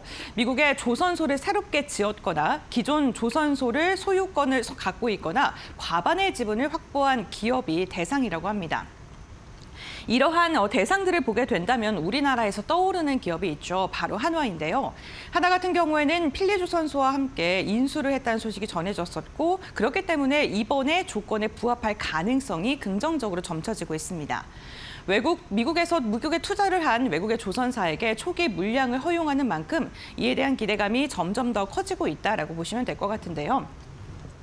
초기 물량 2척 같은 경우에는 본국 조선소에서 건조를 허용합니다. 그러니까 만약에 한화가 선정되게 된다면 우리나라에서 2척을 건조하는 거고요. 그 이후에는 미국의 현지 조선소에 건조를 한다고 보시면 될 것 같습니다. 미국에서 이러한 전략을 채용을 한 것은 조선업의 재건을 위한 브릿지 전략이라고 해석이 되고 있는데요. 외국의 기술을 활용하면서도 미국 내 투자라던가 고용, 그리고 인력 양성을 유도할 수 있기 때문입니다. 우리나라에서 조선주들이 이렇게 주목을 받고 있는 이유도 한번 주목해 보시면 좋겠습니다. 세 번째는 미국이 드론과 부품에 최대 100% 관세를 부과한다는 것입니다. 그런데 우리나라는 단 15% 관세에 불과하다고 하는데요. 미국의 무역확장법이 적용이 되면서 국가 안보와 방위산업 공급망 보호를 목적으로 이번에 관세가 굉장히 과하게 들어가는 겁니다. 이렇게 무역확장법이 적용될 때 타겟이 좀 명확하죠. 시장에서 이번에도 중국을 타겟으로 한 이러한 법률 관세다라고 지금 해석을 하고 있는데요. 안보에 민감한 드론과 핵심 부품 같은 경우에는 100% 관세를 부과하는데요.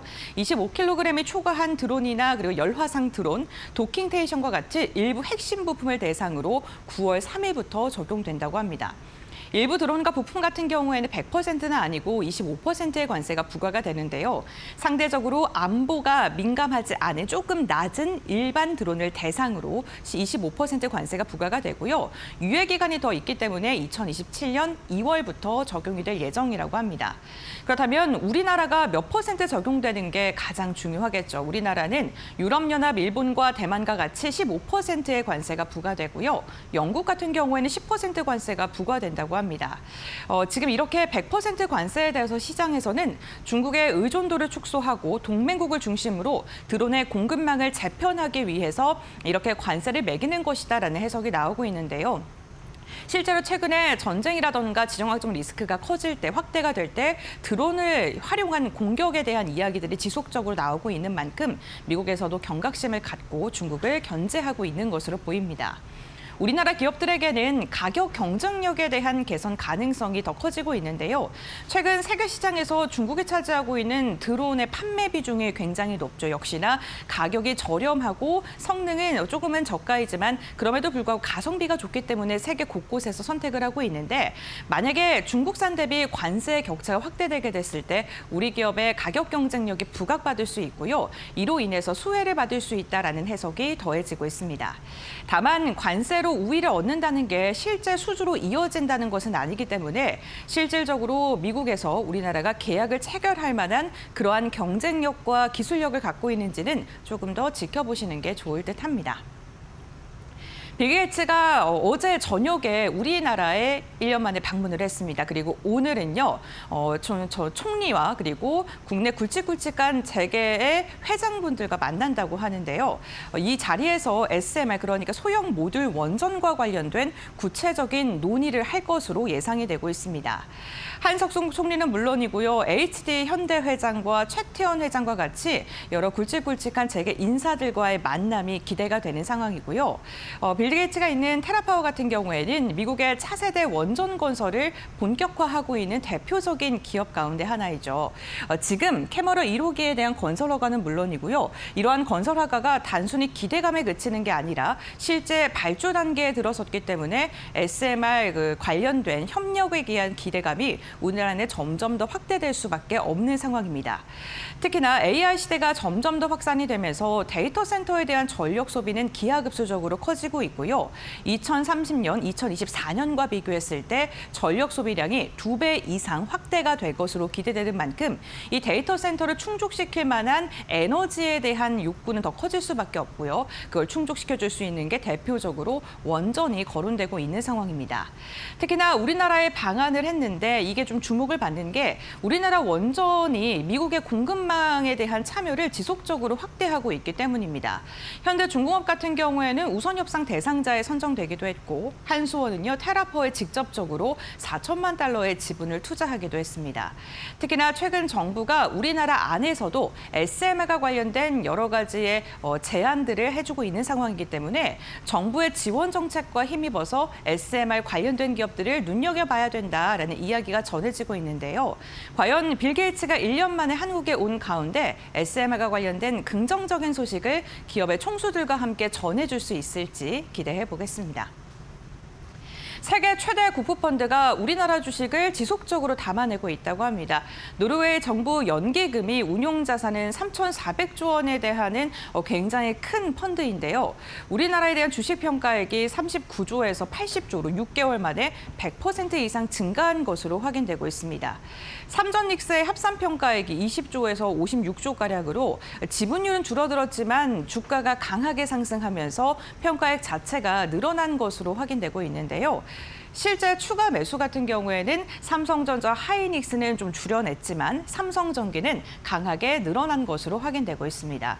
특히나 삼성전기는요, 지분율이 늘어났을 뿐만 아니라 주가 자체의 레벨업이 지금 진행이 되고 있기 때문에 주가 상승과 지분 확대 효과를 힘입어서 3만 달러였던 평가액이 13억 달러까지 강하게 상승했던 것으로 확인되고 있는데요. 상반기 신규 편입에 35개 종목이 들어갔고 25개 종목이 포트폴리오에서 제외된 만큼 세계 최대 국부펀드가 어떠한 종목을 넣었고 뺐는지도 한번 눈여겨보시면 될 것 같습니다. 특히나 LRG 넥스원 같은 경우에는요, 모든 갖고 있는 종목을 처분했다고 하는데요. 그동안 주가가 많이 상승했기 때문에 주가를 줄여냈다라고 이야기를 했던 만큼 종목들 조금 관심 있으신 분들께서는 국부펀드가 담아낸 종목과 덜어낸 종목까지도 꼼꼼하게 확인해 보시면 좋을 것 같습니다. 네, 우리 시장 개장 직후의 상승폭을 조금 반납하긴 했습니다만 그럼에도 불구하고 견조한 상승세에 나타나고 있는 상황입니다. 이러한 가운데서 증권사들은 어떠한 종목과 섹터 그리고 시장을 어떤 시선으로 바라보고 있는지 머니코드 시간을 통해서 알아보겠습니다. 8월 초였죠. 코스닥의 강세가 굉장히 눈에 띄었는데 이번 일주일 사이에는 코스피가 또 따라 붙는 듯한 모습 나타나고 있습니다. 유안타증권에서는 코스닥에 돌렸던 시선을 이제 다시 코스피로 복귀할 때다라는 제목의 리포트를 내놓았는데요. 한 주간 코스피와 코스닥은 강한 반등세가 확인이 됐습니다. 코스피는 8% 이상 상승했고요. 코스닥 역시나 7%가량의 오름세가 확인이 됐는데요. 낙폭이 과도하게 나온 뒤에 반등이 나타났고 그 후에는 이익과 수급을 갖춘 대형주를 주목할 때다라고 코멘트를 달았습니다. 특히나 오늘도 외국인이 코스피에서 7천억 원가량의 매수세가 유입되고 있는데 한 주간 5조 이상의 순매수를 기록하는 데 성공을 했고요. 특히나 반도체 대형주를 중심으로 해서 외국인의 매수세가 강력하게 유입되고 있습니다. 이렇게 외국인의 수급에 힘입어서 오늘 유가증권 시장 개장 직후에 7,000포인트 넘어서기도 했었고요. 120일 이평선을 돌파하는 데 성공하기도 했습니다. 상단이 굉장히 답답하게 막혀 있었는데 이를 좀 시원하게 뚫어주려고 시도를 했던 오늘이기도 하고요. 이렇게 외국인의 매수세가 반도체로 들어가는 건 역시나 이익 실적에 대한 기대감 때문이겠죠. 코스피의 이익 전망은 지속적으로 높아지고 있는 상황인데요. 단기 순위 컨센서스는 지금 8조가량 더 늘어난 상황이고요. 이렇게 늘어난 게 어떠한 분야에서 늘어났나라고 확인을 해봤더니 IT와 산업재에서 강력한 상향 조정이 진행이 되고 있습니다. 특히나 AI 반도체 기업들의 주가를 발목 잡았던 게 캐펙스의 투자가 둔화될 것이다라는 우려감, 금리 인상에 대한 우려감 때문이었는데 지금 AI 관련된 기업들, 빅테크 기업들이 실적 숫자로 증명을 하고 있고요. 간밤에 샌디스크 또한 지속적으로 장기 공급 계약 체결이 늘어나고 있다라는 이야기가 나오기도 했었습니다. AI 클라우드 서버와 광통신 기업들이 미국 증시에서 실적을 발표하고 있는데 줄지어서 호실적을 내놓고 있고요. 그리고 컨퍼런스 콜에서는 굉장히 높은 자신감을 내비치고 있죠.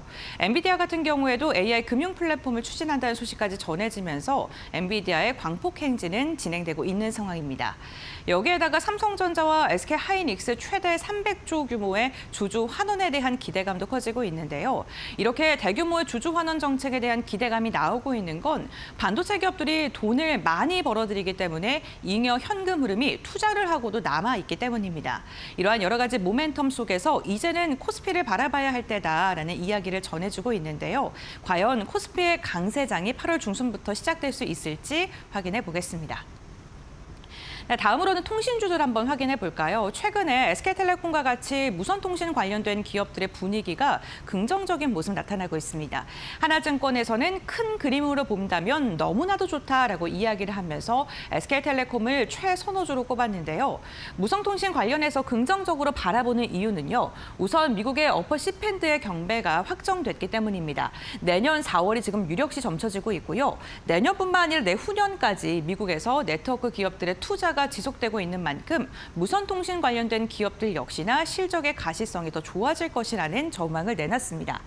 주파수 경매에 들어가게 된다면 통신사들은 경매를 통해서 주파수를 확보하게 되고요. 그렇게 됐을 때 기지국가 네트워크에 투자를 하고 국내 통신 장비 관련된 기업들의 수혜가 이어질 수밖에 없는 상황인데요. 이러한 부분을 봤을 때 내년과 내후년을 주목해야 된다라고 이야기를 하고 있고요. AI 데이터 센터가 확대가 되면서 대용량 데이터 전송에 대한 요구도 함께 커지고 있는 상황입니다. 특히나 광통신 기업들이 2분기 어닝 서프라이즈를 기록을 했는데요. 이러한 광통신에 대한 실적의 가시성과 함께 투자도 지속적으로 확대될 것이기 때문에 수혜를 받을 수 있다라고 분석을 하고 있습니다. 무선통신 서비스는요, 6월과 7월 변동성 장세에 역시나 함께 주가가 빠지는 모습이 나타나기도 했었는데요. 하나증권에서는 시장이 하락했기 때문에 시장을 이기지 못하고 떨어진 것이지 펀더멘털은 여전히 굳건하다라고 이야기를 했습니다. 그러면서 단순 단순히 무선통신주가 배당주가 아니라 이제는 AI 성장주로 바라봐야 될 때다라고 기업의 가치의 변화도 설명을 했는데요. AI 결합 요금제를 출시한 것은 물론이고 이게 이익에 대한 현금 흐름을 더 높여줄 것이고 서비스의 매출 성장도 기대된다라고 말을 했습니다. 그러면서 이 통신 관련된 기업들의 가운데서는 SK텔레콤을 최선호주로 꼽았고요. LG와 KT는 비슷하다라고 평가를 했습니다. 장비는 미국 기업인 어퍼 C밴드를 꼽았고요. 우리나라에서는 장비 기업 가운데서 KMW 그리고 HFR, RFHRC 그리고 LRG 아큐버를 눈여겨보자라고 이야기를 했으니까요. 장비 관심 있으신 분들은 참고해 보시면 좋겠습니다. 다음은 LG입니다. 저희가 앞서서 앵커 브리핑 시간을 통해서도 LG와 관련된 이야기 전해드렸고요. 젠슨 황 그리고 구광모 회장 전에도 LG에 대한 기대감 속에 증권사에서 리포트를 많이 쏟아냈습니다. 그 가운데 하나증권의 리포트를 확인해 볼 텐데요. 하나증권은 LG에 대해서 전자계열사의 실적이 개선된 것은 물론이고 로봇 사업의 기대도 여전히 진행 중이라며 목표 주가를 14만 원으로 상향 조정하는 리포트를 오늘 내놓았습니다. LG는 전자계열사 중심의 실적 개선이 진행이 되고 있는데요. 2분기 매출액은 20%가량, 영업이익은 무려 92%가량 높아진 실적을 발표를 했습니다. 특히나 LG전자와 이노텍의 하반기 실적도 긍정적으로 평가되는데요. LG전자 같은 경우에는 가전과 전장 사업이 지속적으로 성장이 되고 원가 절감 효과까지 기대가 된다라고 이야기를 했고 LG 이노텍에 대해서는 카메라 모듈과 고부가 반도체 기판에 대한 확대 기대감 나오고 있습니다. 특히나 기판에 대한 시장 전망치는 최근에 지속적으로 상향되고 있다는 점도 함께 참고해 보시면 좋겠습니다. 또한 오늘 10시에 들려줬던 소식인 엔비디아와 로봇과 피지컬 AI 협력에 대한 기대감이 있다라고 오늘 오전에 리포트를 내놓았는데요. 이 협력이 실질적으로 진행된 것으로 확인되면서 앞으로 이 현실화에 대한 가능성 기대감은 더 커질 것으로 보입니다. LG전자에 대한 휴머노이드 개발 기대감 그리고 LG 이노텍, LG CNS와 같이 그룹사를 전반적으로 밸류체인이 꼼꼼하게 엮여 있다는 점도 하나증권에서는 주목을 했습니다. 그러면서 냉각과 로봇 센싱, 여러 가지 AI 데이터 센터라던가 AI 솔루션을 만들고 또 우리가 자율주행을 하는데도 LG 그룹들이 힘을 쓰고 있기 때문에 이 부분을 주목해야 된다라고 이야기를 했으니까요. LG 그룹들을 한번 정리해 보시면 좋겠습니다. 다음으로 대신증권의 리포트입니다. 삼성생명입니다. 투자 의견은 바이를 유지했는데요. 목표 주가는 하향 조정을 했습니다. 영업 가치는 여전히 견조하지만 지분 가치의 하락을 눈여겨봐야 된다라는 리포트를 내놨습니다. 우선 순이익 실적이 나왔는데 실적이 생각보다 저조한 것으로 확인이 됐죠.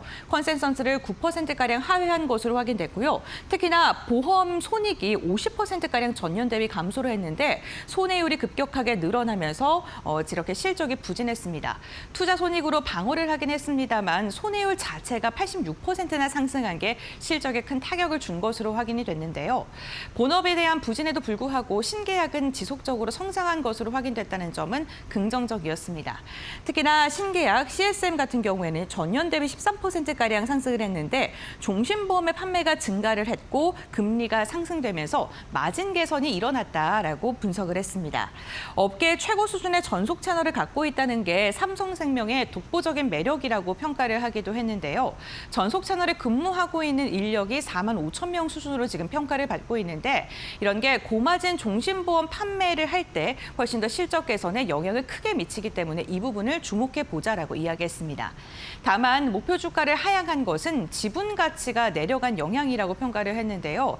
지금 삼성생명이 갖고 있는 적정 시총 같은 경우에 118조에서 88조가량으로 29조 감소될 것이다라고 추산을 했는데 그 이유를 보니까 삼성전자와 화재 그리고 증권과 카드를 갖고 있는 이 삼성생명이 주가가 하락되면서 지분 가치 또한 하락한 영향이다라고 바라보고 있습니다. 특히나 삼성전자의 지분을 8% 이상 보유하고 있는데요. 적정 가치가 한 절반 정도, 88조의 절반 정도를 갖고 있습니다. 그렇기 때문에 삼성전자의 주가의 변동성을 함께 맡고 있는 게 삼성생명이다라고 봐주시면 좋겠습니다. 다음 종목 보도록 하겠습니다. 다울투자증권에서 달바글로벌에 대한 리포트를 내놓았는데요. 실적이 3분기, 4분기 그리고 내년으로 갈수록 점점 더 좋아질 것이다라는 리포트의 제목을 냈습니다. 목표 주가와 투자 의견은 그대로 유지를 했는데요. 2분기 실적에 대해서 시장 기대치를 상회했다라고 이야기를 하면서 영업이익이 61%, 매출액이 45%가량 증가한 것을 주목을 했습니다. 특히나 영업이익률이 25%를 넘어선 것으로 확인되면서 유지하면서 고수익성을 지속하고 있는 것으로 이번 실적 시장을 통해서 확인이 됐는데요. 이번에 실적을 견인했던 시장을 보니까요. 북미, 유럽, 아세안이 성장을 견인한 것으로 확인됐고요. 러시아가 좀 부진했음에도 불구하고 글로벌 매출의 다각화가 진행이 되면서 달바 글로벌의 실적 성장이 가능해졌습니다. 특히나 3분기는요. 선투자 구간이기 때문에 실적이 그렇게 좋지는 않을 것이다라고 평가를 하면서도 4분기부터는 실적이 개선이 될 것이고 본격적으로 성장하는 시기는 내년이 될 것이다라고 전망을 했는데요. 내년 매출은 1조를 넘어설 것이고 영업이익도 2,500억 원가량에 달할 것이다라고 전망을 했습니다.